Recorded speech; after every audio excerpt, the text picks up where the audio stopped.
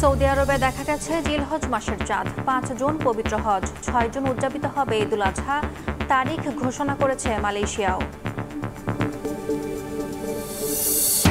গভীর রাতে রাজধানী সহ দেশের বিভিন্ন স্থানে ভূমিকম্প, কোনো ক্ষয়ক্ষতির খবর পাওয়া যায়নি।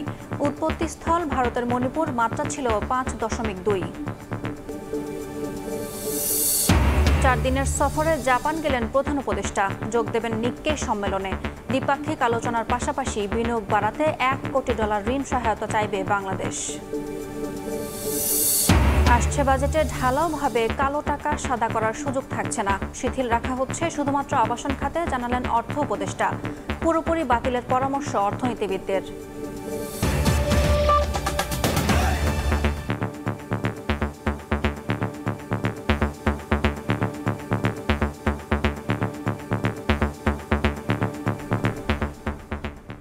ভোরের সময় সঙ্গে আছি আমি ইয়াসমিন অনন্যা।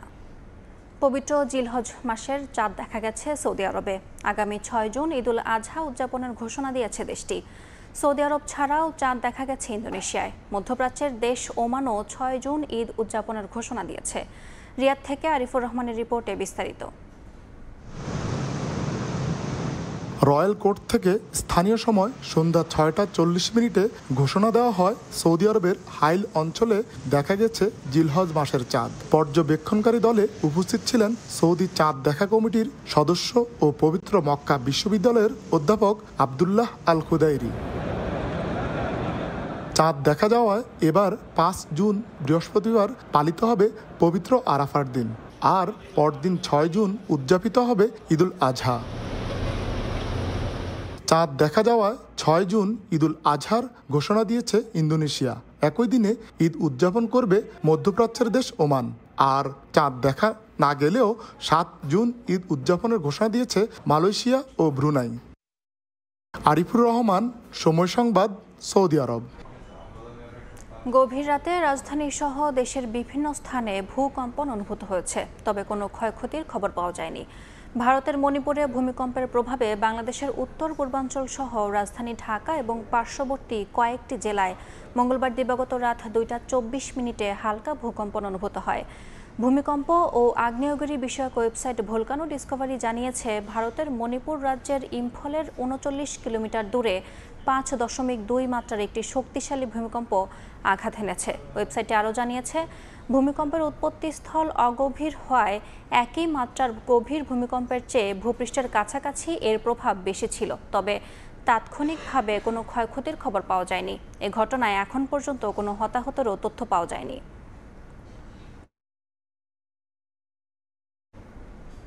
চার দিনের রাষ্ট্রীয় সফরে জাপান গেলেন অন্তর্বর্তী সরকারের প্রধান উপদেষ্টা ডক্টর মোহাম্মদ ইউনূস। মঙ্গলবার দিবাগত রাতে বিমান বাংলাদেশ এয়ারলাইন্সের একটি ফ্লাইট প্রধান উপদেষ্টা ও তার সফর সঙ্গীদের নিয়ে হজরত শাহজালাল আন্তর্জাতিক বিমানবন্দর ত্যাগ করে।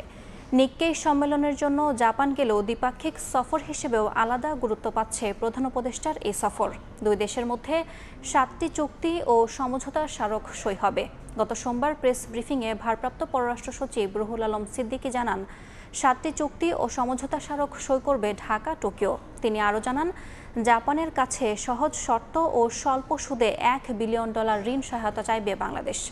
জাপানের শ্রমবাজারে দক্ষ জনশক্তি রফতানিতে নতুন সম্ভাবনার দুয়ার খুলছে বলেও জানিয়েছে পররাষ্ট্র মন্ত্রণালয়। এদিকে প্রধান উপদেষ্টা জাপান সফরে নিক্কেই সম্মেলনে অংশ নেওয়ার পাশাপাশি জাপানের রাষ্ট্রপ্রধান সহ বিভিন্ন বিনিয়োগ সংস্থার প্রধানের সঙ্গে বৈঠক করবেন। সংবাদ সম্মেলনে প্রেস সচিব জানান, জনশক্তি রফতানি ও দেশে বিনিয়োগ বাড়াতে বিশেষ ভূমিকা রাখবে এই সফর। এই ফোকাস হচ্ছে যে জাপানে কিভাবে বাংলাদেশি ম্যান পাওয়ার, আরও স্কিল ম্যান পাওয়ার পাঠানো যায়। ইকোনমিক জোনে যাতে আরও বেশি জাপানিজ ইনভেস্টর আসেন এবং তাদের জন্য কি কি ফ্যাসিলিটি দেওয়া যায় সেটার উপরে উনি কথাবার্তা বলবেন। আমরা আশা করছি 300-র মতো জাপানিজ ইনভেস্টর থাকবে। সব দলের সঙ্গে প্রধান উপদেষ্টার বৈঠকের পরও ভোটের রোডম্যাপ না পাওয়ায় হতাশা প্রকাশ করেছে বিএনপি। ডিসেম্বরের মধ্যে নির্বাচন না হলে অন্তর্বর্তী সরকারকে সহযোগিতা করা কঠিন হবে বলছেন নেতারা। নিবন্ধন না থাকা দলের কথা শুনে নির্বাচন দেরি করলেও সরকারকে খেসারত দিতে হবে বলছেন তারা। ভোট দিতে এত ভয় কেন? এমন প্রশ্ন তুলে সরকারকে নিরপেক্ষ থেকে দ্রুত ভোটের তারিখ দেওয়ার আহ্বান বিএনপি নেতাদের। দ্রুত নির্বাচনের দাবিতে সোচ্চার বিএনপি। মঙ্গলবার জাতীয় প্রেস ক্লাবে আলোচনার সভায় যোগ দেন দলের চেয়ারপারসনের উপদেষ্টা জয়নুল আবদিন ফারুক। বলেন, 9.5 মাসে সব খাতে ব্যর্থ অন্তর্বর্তী সরকার। নিবন্ধন না থাকা দলের কথা শুনে নির্বাচন দেরি করলে তার দায় দায়িত্ব সরকারকে নিতে হবে। আপনাকে বসিয়েছি একটি নির্বাচন দেওয়ার জন্য, কিন্তু 9.5 মাসে আপনার থেকে কোনো নির্বাচনের রোডম্যাপ পাওয়া যায় না। নির্বাচনের কথা বললে একটি পক্ষ আমাদেরকে প্রতিদ্বন্দ্বী করে। আপনার ঢাকামুখী একটি রাজনৈতিক দলের কথায় যদি নির্বাচন বিলম্বিত করেন, এর দায়িত্ব তো আপনাকেই বহন করতে হবে। এদিন প্রেস ক্লাবে আরেক আলোচনার সভায় যোগ দিয়ে দলটির স্থায়ী কমিটির সদস্য আমির খসরু বলেন, অনির্বাচিত সরকারের স্বৈরাচারী হয়ে ওঠার লক্ষণ প্রকাশ পেতে শুরু করেছে। দেশের জনগণ সাংঘর্ষিক রাজনীতি বা মবক্রেসি চায় না। আপনি যদি অবৈধভাবে ক্ষমতায় থাকেন, অনির্বাচিতভাবে থাকেন এবং থাকতে চান, আপনার আচরণ ক্রমান্বয়ে স্বৈরাচারের আচরণ হতে বাধ্য। এটা ব্ল্যাঙ্ক চেক না, সেই সমর্থন কিন্তু থাকবে। রোড ম্যাপটা দিতে এত ভয় কেন? কেউ সাংঘর্ষিক রাজনীতি বাংলাদেশে চায় না, কেউ মবক্রেসি চায় না আমাদের পক্ষ থেকে। এদিকে রাজধানীর গুলশানে দলের চেয়ারপারসনের কার্যালয় স্থায়ী কমিটির সংবাদ সম্মেলনে ডক্টর খন্দকার মোশাররফ হোসেন বলেন, প্রধান উপদেষ্টার সঙ্গে আলোচনায় সুনির্দিষ্ট নির্বাচনী রোডম্যাপ না থাকায় হতাশ বিএনপি। ডিসেম্বরের মধ্যে নির্বাচনের রোডম্যাপ না দিলে বিএনপির পক্ষে অন্তর্বর্তী সরকারের প্রতি সহযোগিতা অব্যাহত রাখা কঠিন হবে। 2025-এর মধ্যে একটি জাতীয় সংসদ গঠনের জন্য অবিলম্বে সুনির্দিষ্ট রোডম্যাপ ঘোষণার দাবি জানাচ্ছি। এর অন্যথা হলে জনগণের দল হিসাবে বিএনপির পক্ষে এই সরকারের প্রতি সহযোগিতা অব্যাহত রাখা কঠিন হয়ে দাঁড়াবে। নির্বাচন পেছাতে ওসিলার সৃষ্টি করা হচ্ছে মন্তব্য করে দেশের স্থিতিশীলতা বজায় রাখতে সরকার ঐক্যমতের ভিত্তিতে রাষ্ট্র পরিচালনার ব্যবস্থা করবে বলেও প্রত্যাশা জানান বিএনপি নেতারা। আহমেদ সালেহিন, সময় সংবাদ, ঢাকা। সংস্কার ও নির্বাচনকে মুখোমুখি দাঁড় না করিয়ে মতের অমিল থাকা মৌলিক বিষয় সংস্কারে সব দলকে একমত হতে হবে বলে মন্তব্য করেছেন এনসিপি নেতা আক্তার হোসেন। এদিকে সেনাবাহিনীকে রাজনীতিতে হস্তক্ষেপ না করার আহ্বান জানিয়েছেন নাসিরউদ্দিন পাটোয়ারি। জাতীয় নাগরিক পার্টির সংস্কার বিষয়ক সমন্বয় কমিটির উদ্যোগে মতবিনিময় সভা। উপস্থিত ছিলেন কেন্দ্রীয় কমিটির সদস্য সহ বিশিষ্টজন। অনুষ্ঠানে সভাপতির বক্তব্যে এনসিপির সদস্য সচিব আক্তার হোসেন বলেন, নির্বাচন ও সংস্কারকে সাংঘর্ষিক করার প্রয়োজন নেই। মতের অমিল থাকলেও মৌলিক বিষয়ে সংস্কারে সব দলকে ঐক্যমত্যে আসতে হবে। সংস্কার এবং নির্বাচনকে মুখোমুখি দাঁড় করানোর কোনো অর্থ নেই। বাংলাদেশে নির্বাচন আবশ্যক এবং সেটা সংস্কার সমেত নির্বাচন। নির্বাচনের সময়সীমা ও দেশের রাজনীতি নিয়ে সেনাবাহিনীকে মন্তব্য না করার আহ্বান জানান নাসিরউদ্দিন পাটোয়ারি। বাংলাদেশের সেনাবাহিনী পলিটিক্সের মধ্যে নতুন করে একটি বয়ান জন্ম দিয়েছে। উনি বলেছেন ডিসেম্বরে নির্বাচন হতে হবে। বাংলাদেশের সেনাবাহিনীর এই কথা বলার এখতিয়ার নাই। সেনাবাহিনীর ক্যান্টনমেন্টেই থাকুক। বিদ্যমান রাষ্ট্র ব্যবস্থা বজায় রেখে নির্বাচনে গেলে অতীতের চেয়ে বড় স্বৈরাচার দেশে আবির্ভূত হবে বলেও শঙ্কা জানান এনসিপি নেতারা। শাবাব ওয়াসি, সময় সংবাদ, ঢাকা। অভ্যুত্থান পরবর্তী বাংলাদেশে আর কোনো রাজনৈতিক প্রতিহিংসা নয়, সব দলের সঙ্গে এক হয়ে দেশকে এগিয়ে নিতে চায় এনসিপি। এ মন্তব্য করেন দলটির উত্তরাঞ্চলের মুখ্য সংগঠক সার্জিস আলম। এদিকে আগামী নির্বাচনে দল কিংবা মার্কা দেখে নয়, সৎ এবং যোগ্যদের জনপ্রতিনিধি হিসেবে বেছে নেওয়ার আহ্বান জানান হাসনাত আব্দুল্লাহ। সংগঠনকে চাঙ্গা করে দেশের রাজনীতিতে শক্তিশালী অবস্থান গড়ার মিশনে জাতীয় নাগরিক পার্টি। এরই অংশ হিসেবে দেশের উত্তর ও দক্ষিণাঞ্চল সফরে দলের দুই মুখ্য সংগঠক। মঙ্গলবার দুপুরে দিনাজপুরের ঘোড়াঘাটের দ্বিতীয় দিনের গণসংযোগ ও পথসভায় অংশ নেন এনসিপির উত্তরাঞ্চলের মুখ্য সংগঠক সার্জিস আলম। অভ্যুত্থান পরবর্তী বাংলাদেশে আর কোনো রাজনৈতিক প্রতিহিংসা নয়, এনসিপি সব দলের সঙ্গে এক হয়ে দেশকে এগিয়ে নিতে চান বলে জানান তিনি। আমরা প্রত্যেকটি রাজনৈতিক দল একসাথে যে কোনো একটি জেলা উপজেলায় কাজ করব। আমাদের মধ্যে হবে ভালো কাজ করার প্রতিযোগিতা। যে ভালো কাজ করবে তাকে জনগণ তাদের প্রতিনিধি হিসেবে বাছাই করে দিবে। যে নির্বাচনের আগে আপনার পকেটে 500-1000 টাকা দিয়ে একটা ভোট চায়, সে হচ্ছে জনগণের সবচেয়ে বড় শত্রু। সে 5 বছরের জন্য আপনার মুখ বন্ধ করে দিতে চায়।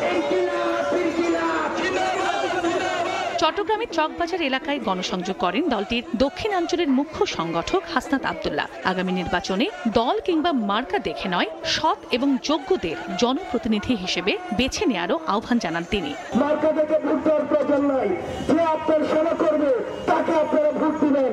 যার জাতির কাছে কমিটমেন্ট রয়েছে, দেশের কাছে কমিটমেন্ট রয়েছে, আপনারা তাদেরকে ভোট দিবেন। ষড়যন্ত্র প্রতিহত করতে সবাইকে সচেষ্ট থাকার আহ্বান জানান এনসিপি নেতারা। চন্দ্রা বিশ্বাস, ববি, সময় সংবাদ। ৭১-এর মানবতা বিরোধী অপরাধের মামলায় মৃত্যুদণ্ডের রায় বাতিল করে জামায়াত নেতা এটিএম আজহারুল ইসলামকে খালাস দিয়েছেন আপিল বিভাগ। সর্বোচ্চ আদালত রায়ের পর্যবেক্ষণে বলেছেন, নজিরবিহীন বিচারের নামে অবিচারের শিকার হয়েছিলেন জামায়াতের এই নেতা। আজহারের রায়ের মধ্য দিয়ে দুটি রেকর্ড করেছেন বিচার বিভাগ।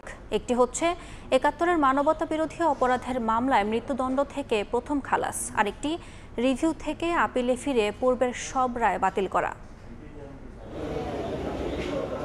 প্রায় ১৩ বছর ধরে কারাগারে মৃত্যুদণ্ডপ্রাপ্ত এটিএম আজহারুল ইসলাম ১০ বছর ধরে নির্জন কারাগারে মৃত্যুর প্রহর গুনতে থাকেন জামায়াতের নেতা।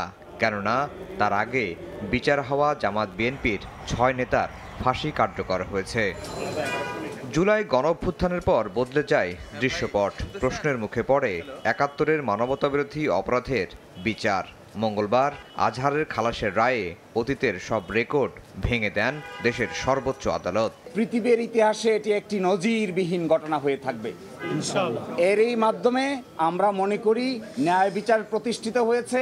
সর্বসম্মতিক্রমে দেয়া রায়ের পর্যবেক্ষণে আপিল বিভাগ বলেছেন, সাক্ষ্য প্রমাণ ছাড়াই আজহারকে ফাঁসি দেয়া হয়েছিল। আমরা এটাও মনে করি এই রায়ের মাধ্যমে সিন্ডিকেটেড ইনজাস্টিসের অবসান হয়েছে। পৃথিবীর ইতিহাসে এটি একটি ট্র্যাভেস্টি অফ ট্রুথ, অর্থাৎ বিচারের নামে অবিচার।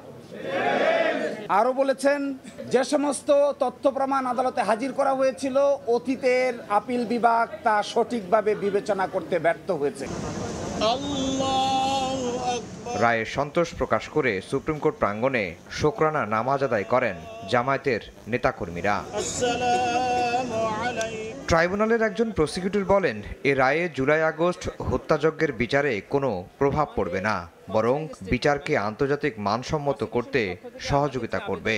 আজকের এই রায়ে বিচার ব্যবস্থা এবং ভবিষ্যতে যে বিচার ব্যবস্থা হবে এটিকে আরো অনেক ইন্টারন্যাশনাল স্ট্যান্ডার্ডে উন্নীত করলো এবং সারা পৃথিবী এখন ট্রাইব্যুনালে এই রায়ের আলোকে যে বিচারগুলো দেখবে সে ব্যাপারে আর প্রশ্ন ওঠার কোনো সুযোগই থাকলো না। মুক্তিযুদ্ধের সময় মানবতাবিরোধী অপরাধের মামলায় ২০১২ সালের আগস্টে গ্রেফতার করা হয় এটিএম আজহারকে। ২০১৪ সালের ৩০ ডিসেম্বর জামায়াতের নেতাকে মৃত্যুদণ্ড দিয়েছিলেন আন্তর্জাতিক অপরাধ ট্রাইব্যুনাল। আফজাল হোসেন, সময় সংবাদ, ঢাকা। দেশের সর্বোচ্চ আদালতের রায়ে এটিএম আজহারুল ইসলাম খালাস পাওয়ার সন্তোষ জানিয়েছে জামায়াতে ইসলামী। মঙ্গলবার দুপুরে রায় পরবর্তী সংবাদ সম্মেলনে দলটির আমির বলেন, রায়ের মাধ্যমে প্রমাণিত হয়েছে সত্যকে কখনো চেপে রাখা যায় না। এ সময় তিনি অভিযোগ করেন, অন্যায়ভাবে জামায়াতের শীর্ষ নেতাদের খুন করাই ছিল শেখ হাসিনা সরকারের মূল উদ্দেশ্য। ৭১-এর মানবতা বিরোধী অপরাধের মামলায় ট্রাইব্যুনালের মৃত্যুদণ্ডের রায় বাতিল করে জামাত ইসলামের নেতা এটিএম আজহারুল ইসলামকে খালাস দিয়েছেন দেশের সর্বোচ্চ আদালত। এ উপলক্ষে মঙ্গলবার দুপুরে রাজধানীর কাকরাইলে ডিপ্লোমা ইঞ্জিনিয়ার্স ইনস্টিটিউশনে জরুরি সংবাদ সম্মেলনে সন্তোষ জানায় জামাত। এর রায়ের মধ্য দিয়ে এটা পরিষ্কার হয়ে গিয়েছে, এটা ছিল ইচ্ছাকৃত নেতৃত্ব গণহত্যা। একটা দেশ এবং দলের নেতৃত্ব শূন্য করার মানেই হচ্ছে জনগণকে অন্ধকারের দিকে ঠেলে দেওয়া। জামাত আমির অভিযোগ করেন, সীমাহীন জাল জালিয়াতির মাধ্যমে মানবতা বিরোধী অপরাধের মামলা পরিচালনা করেছিল আওয়ামী লীগ সরকার। স্পেশাল এনভয় পাঠিয়ে তাদেরকে স্বচ্ছ বিচারের জন্য অনেক পরামর্শ দেওয়া হয়েছে, কোনো কিছুই কানে তোলেনি, কারণ তারা জানত স্বচ্ছ বিচার হলে খুন করা যাবে না। এ সময় ডাক্তার শফিকুর রহমান বলেন, দেশ সেবার সুযোগ পেলে প্রতিহিংসার রাজনীতি বিলুপ্ত করার পথে হাঁটবে জামাত। প্রতিশোধের রাজনীতির অবসান ঘটাবো। আলতাফ হোসাইন, সময় সংবাদ, ঢাকা। ৭১ মানবতা বিরোধী অপরাধের দায়ে অভিযুক্ত মৃত্যুদণ্ডপ্রাপ্ত জামায়াত নেতা এটিএম আজহারুল ইসলামকে খালাসের প্রতিবাদে রাজশাহী বিশ্ববিদ্যালয়ে গণতান্ত্রিক ছাত্র জোটের মিছিলে হামলার অভিযোগ উঠেছে শাহবাগ বিরোধী ঐক্যের বিরুদ্ধে। এতে উভয় পক্ষের বেশ কয়েকজন আহত হয়েছেন। মঙ্গলবার রাত ৮টার দিকে রাজশাহী বিশ্ববিদ্যালয়ের প্যারিস রোডে এই ঘটনা ঘটে। বিশ্ববিদ্যালয়ের ছাত্র ইউনিয়নের সভাপতি রাকিব হাসান জানান, মিছিল চলার সময় শাহবাগ বিরোধী ঐক্যের শতাধিক নেতাকর্মী তাদের উপর হামলা চালায়। এদিকে শাহবাগ বিরোধী ঐক্যের আহ্বায়ক রাকিবুল ইসলাম বলেন, শাহবাগ বিরোধী স্লোগান দেওয়ার সময় মশাল মিছিল নিয়ে তাদের উপর হামলা চালায় গণতান্ত্রিক ছাত্রজোট। তবে ছাত্র উপদেষ্টা অধ্যাপক ডক্টর আমিরুল ইসলাম কনক জানান, দুপক্ষের হাতাহাতির ঘটনা ঘটলেও বর্তমানে পরিস্থিতি স্বাভাবিক রয়েছে।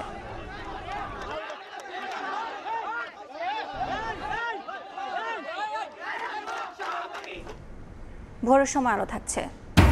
সন্তান জন্ম দিতে গিয়ে দেশে প্রতিদিন মৃত্যু হয় 10 নারীর। প্রসব পরবর্তী রক্তক্ষরণী কারণ, গর্ভকালীন সময়ে ডাক্তারের কাছে যেতে অনীহা অনেকের, সচেতনতা বাড়ানোর পরামর্শ। কুষ্টিয়া ও রাজধানীর হাতিরঝিল থেকে শীর্ষ সন্ত্রাসী সুব্রত বাইন ও তার সহযোগী মোল্লা মাসুদ সহ 4 জনকে আটক করেছে বাংলাদেশ সেনাবাহিনী। রেড অ্যালার্ট জারি হলেও তারা ধরাছোঁয়ার বাইরে ছিলেন। সংবাদ সম্মেলনে আইএসপিআর জানায়, জনগণের নিরাপত্তা নিশ্চিতে সদা প্রস্তুত সেনাবাহিনী।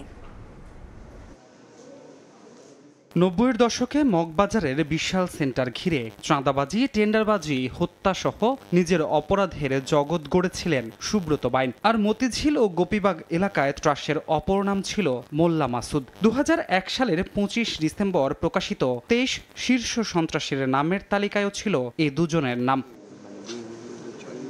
এরপর রেড অ্যালার্ট জারি হলেও এরা ছিলেন ধরা ছোঁয়ার বাইরে। সাঁড়াশি অভিযানে 46 ইন্ডিপেন্ডেন্ট ইনফ্যান্ট্রি ব্রিগেড একটি ইউনিট গোপন তথ্যের ভিত্তিতে সফলভাবে 2 জন শীর্ষ সন্ত্রাসী এবং তাদের 2 জন সহযোগীকে গ্রেফতার করতে সক্ষম হয়। সুব্রত বাইন এবং মোল্লা মাসুদ হলো তালিকাভুক্ত 23 জন শীর্ষ সন্ত্রাসী দলের অন্যতম নেতা এবং 7 স্টার চক্রের মূল পরিকল্পনাকারী।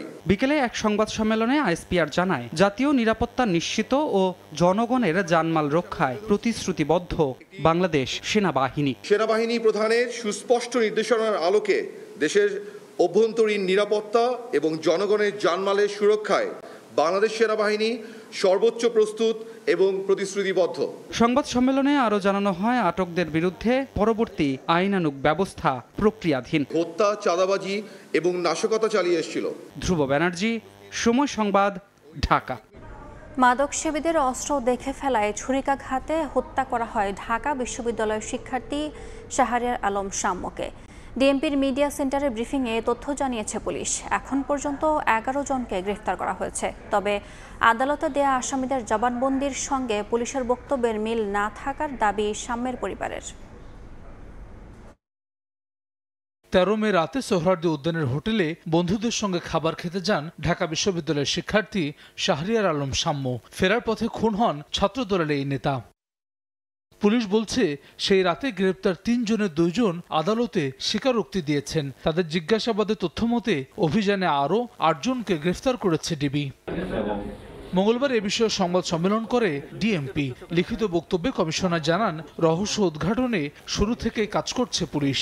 ঘটনার রাতেই পুলিশ ঘটনার সাথে সংশ্লিষ্ট 3 জনকে রাজধানী বিভিন্ন জায়গা থেকে আহত অবস্থায় গ্রেফতার করে। কক্সবাজার, মুন্সিগঞ্জ, ঢাকা মহানগরীর বিভিন্ন এলাকায় ডিবির একাধিক দল ধারাবাহিক অভিযান পরিচালনা করে 8 জনকে গ্রেফতার করে। ডিবির যুগ্ম কমিশনার জানান, উদ্যানের ট্রেজার গান নিয়ে ঘুরছিল মাদক সেবীরা। এটি দেখে ফেলায় ছুরিকাঘাতে হত্যা করা হয় শাম্যকে। যখন ট্রেজার গানটা শো করলে পরে তাদের কাছে সন্দেহ হলে তখন তার এই বিষয়টা কি জিনিসটা দেখার জন্য এবং তার কাছ থেকে সেটা নেওয়ার জন্য যখন তাকে চ্যালেঞ্জ করে, তার কাছে যায়, কাছে গেলে পরে তখন তাৎক্ষণিকভাবে তারা এই ঘটনাটা ঘটায়। এদিকে আদালতে দেয়া আসামিদের জবানবন্দির সঙ্গে পুলিশের বক্তব্যের মিল নেই বলে দাবি শাম্যর পরিবারের। 2 জন শাম্যকে হত্যা করে, বাকিরা আশেপাশে নজর রাখছিল। তো তার মানে এগুলো একটা প্রি প্ল্যান্ড ওয়ে আর কি। যদি কোনো মাদক কারবারিকে আমার ভাই চিনে ফেলে, তাকে যদি একটা চড়থাপ্পড় দেয়, তো 2 জন মারামারি করবে, আরো 10 জন এখানে এসে যুক্ত হয় না আর কি মাদক কারবারিরা কখনো। শাম্য হত্যার ঘটনায় প্রতিবেদন জমা দিয়েছে ঢাকা বিশ্ববিদ্যালয়ের তদন্ত কমিটিও। হাসান ওয়ালি, সময় সংবাদ, ঢাকা। চাকরির অধ্যাদেশ বাতিলের দাবিতে সচিবালয়ে দিনভর বিক্ষোভ হয়েছে। পরে 7 সচিবের সঙ্গে কর্মকর্তা কর্মচারীদের বৈঠক হয়।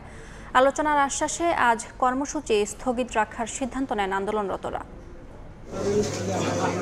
সচিবালয়ে সরকারি কর্মচারী সংশোধন অধ্যাদেশ বাতিলের দাবিতে পূর্ব ঘোষিত বিক্ষোভ কর্মসূচি বুধবার স্থগিত রাখার সিদ্ধান্ত নিয়েছে আন্দোলনরত কর্মকর্তা কর্মচারীরা। নতুন এই সংশোধিত অধ্যাদেশ নিয়ে সৃষ্ট সংকট নিরসনে বিকেলে 7 সচিবের সমন্বয়ে গঠিত কমিটির সঙ্গে বৈঠক শেষে একথা জানান আন্দোলনরত কর্মকর্তা কর্মচারী ঐক্য ফোরামের নেতারা। এ সময় ভূমি সচিব জানান, আলোচনার বিষয়বস্তু বুধবার মন্ত্রিপরিষদ সচিবকে জানানো হবে।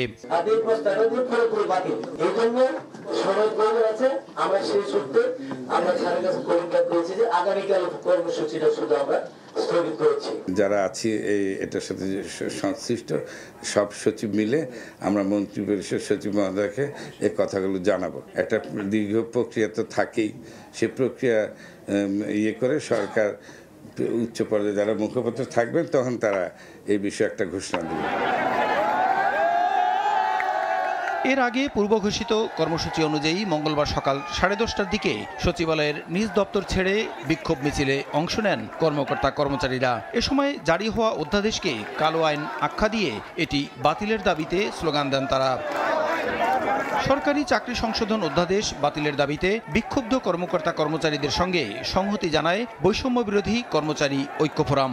ঐক্য ফোরামের পক্ষ থেকে এটা সমর্থন জানিয়েছে। আওয়ামী লীগ নিষিদ্ধ করা হয়েছে, অঙ্গ সংগঠন নিষিদ্ধ করা হয়েছে। যে সমস্ত কর্মকর্তারা প্রশাসনের শীর্ষ মহলে বসে আছে তাদের থাকার তো কোনো নৈতিক অধিকার নাই। এদিকে ঢাকা মেট্রোপলিটন পুলিশের পক্ষ থেকে সচিবালয় এলাকায় সভা সমাবেশ, মিছিল এবং জমায়েতের উপর নিষেধাজ্ঞা দেওয়ার পাশাপাশি সচিবালয়ে মঙ্গলবার দর্শনার্থী প্রবেশে নিষেধাজ্ঞা দিয়েছিল স্বরাষ্ট্র মন্ত্রণালয়। এদিন কঠোর নিরাপত্তায় নিয়োজিত ছিল আইন শৃঙ্খলা বাহিনীর সদস্যরা।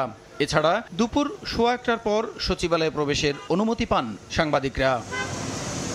প্রসূন আশিস, সময় সংবাদ, ঢাকা। সন্তান জন্ম দিতে গিয়ে দেশে প্রতিদিন মৃত্যু হয় 10 জন নারীর। গবেষণা বলছে প্রসব পরবর্তী রক্তক্ষরণ মাতৃমৃত্যুর অন্যতম কারণ। আর চিকিৎসকরা বলছেন অন্তঃসত্ত্বা হওয়ার আগে গর্ভকালীন সময়সহ সন্তান প্রসবের পুরো প্রক্রিয়ায় এখনও ডাক্তারের কাছে যেতে অনীহা অধিকাংশ পরিবারের। এছাড়া বাড়িতে সন্তান প্রসবের প্রবণতা এখনও বন্ধ হয়নি বলে উল্লেখযোগ্য হারে মাতৃমৃত্যু কমানো যায়নি বলে মত বিশেষজ্ঞদের। এ অবস্থায় আজ সারা দেশে পালিত হচ্ছে নিরাপদ মাতৃত্ব দিবস। আশরাফুল ইসলামের ক্যামেরায় আয়েশা সিদ্দিক সামিয়ার রিপোর্ট।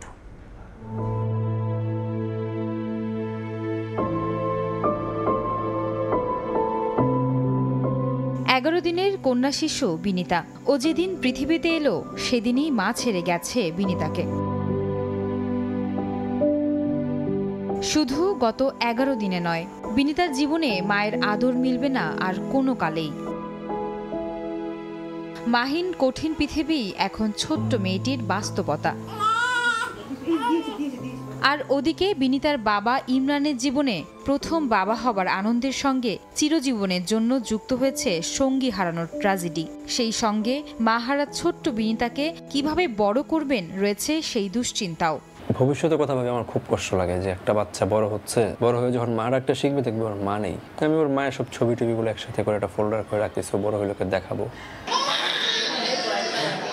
মা হওয়ার পথটা কখনোই সহজ নয়। থাকে শারীরিক মানসিক নানা সমস্যা সহ সন্তান প্রসবের ঝুঁকি। সুস্থ সন্তান প্রসবের পাশাপাশি সন্তানের মুখটা দেখতে পারবেন কিনা মায়েদের থাকে সেই দুশ্চিন্তাও। ধরেন আমি গেলাম সিজারের রুমে, যখন মনে হলো যে আমি নাও বাঁচতে পারি বা নাও আসতে পারি, ভয় লাগে। তো ভয়ের পর একটা জিনিস পাওয়ার পর তো এটা সবারই আনন্দ আছে, খুশি। প্রথম তো ভয় লাগছিল, পরে যখন ওটিতে যায় ডাক্তারদের ব্যবহার ভালো পায় তখন কোনো ভয় মনে করে না। আমার সন্তান সুস্থ থাকুক, আমিও যাতে সুস্থ থাকি, কোনো জন্য একসাথে থাকতে পারি। পার্শ্ববর্তী দেশ নেপাল ও ভারতের তুলনায় বাংলাদেশে মাতৃ মৃত্যুহার বেশি। ইউনিসেফ ও ডব্লিউএইচওর পরিসংখ্যান বলছে সারা দেশে প্রতিদিন প্রায় 10 জন মায়ের মৃত্যু ঘটে সন্তান প্রসবের সময়। স্বাস্থ্য অধিদপ্তরের তথ্য মতে সন্তান প্রসবের সময় যে কারণগুলোতে মায়ের মৃত্যু হয় তার অধিকাংশই প্রসব পরবর্তী রক্তক্ষরণের কারণে। যে মেডিসিনগুলো দিই সেই মেডিসিনগুলো হয়তো তারা ঠিকমতো খাচ্ছে না। অনেক কিছু একটা প্রেগনেন্সিতে সমস্যা হতে পারে, সেটা যদি আর্লি ডিটেকশন হয় তাহলে আমরা যদি চিকিৎসা করি মহিলাটা ভালো হয়ে যেতে পারে। আমাদের দেশে এখনো হোম ডেলিভারি অনেক বেশি। আমরা চাইবো যে হোম ডেলিভারিটাকে রিডিউস করে হাসপাতাল ডেলিভারিটা যাতে বাড়ানো যায়। পুষ্টিটাকে নিশ্চিত করা, তার খাওয়া দাওয়াটা, রেস্টটা, বিশ্রামটা, এগুলো ব্যাপারে তাকে অবশ্যই পরিবারের সাপোর্ট থাকতে হবে। তাদেরকে কাউন্সিলিংয়ের মাধ্যমে আমরা এটা সমাধান করতে পারি। নিরাপদ মাতৃত্ব চান সবাই, তাই আর যেন কোনো বিনিতাকে মা হারা হতে না হয়। বাংলাদেশের নারীদের সন্তান প্রসব যেন ঝুঁকিহীন হয়, সেজন্য সরকারকে নিতে হবে কার্যকরী পদক্ষেপ। পাশাপাশি পরিবারকেও সচেতন হওয়ার আহ্বান সংশ্লিষ্টদের। আয়েশা সিদ্দিক, সামিয়া, সময় সংবাদ, ঢাকা। আজ ওয়ার্ল্ড মেনস্ট্রুয়াল হাইজিন ডে বা বিশ্ব মাসিক স্বাস্থ্য দিবস। ঋতুকালীন স্বাস্থ্য সচেতনতা নিয়ে এই দিনটিতে বিশ্বজুড়ে নানা কর্মকাণ্ড হলেও দেশে কর্মক্ষেত্রে অধিকাংশ নারীকে প্রতিনিয়ত লড়তে হয় মৌলিক স্বাস্থ্যসেবা ও পরিচ্ছন্নতা নিয়ে। মাঠে কাজ করা নারীদের জন্য এই লড়াই আরও জটিল। কর্মজীবী নারীদের ঋতুস্রাবের সময়ে স্বাস্থ্য সুরক্ষা কতটা নিশ্চিত? বিস্তারিত দেখুন তাসনিয়া নিশাত মিমের রিপোর্টে।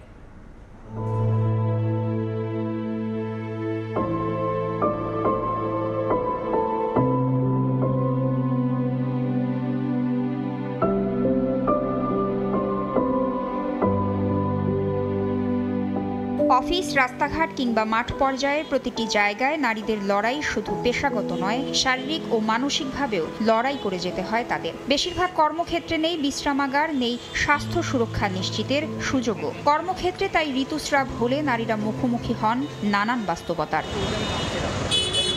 একজন নারীর জীবনে প্রায় ৩৫০০ দিন পিরিয়ডের মধ্য দিয়ে যেতে হয়। এই দিনগুলোতে স্বাস্থ্যসেবার যে নিয়মকানুন মানতে হয় তা থেকে এখনও বঞ্চিত অনেকে।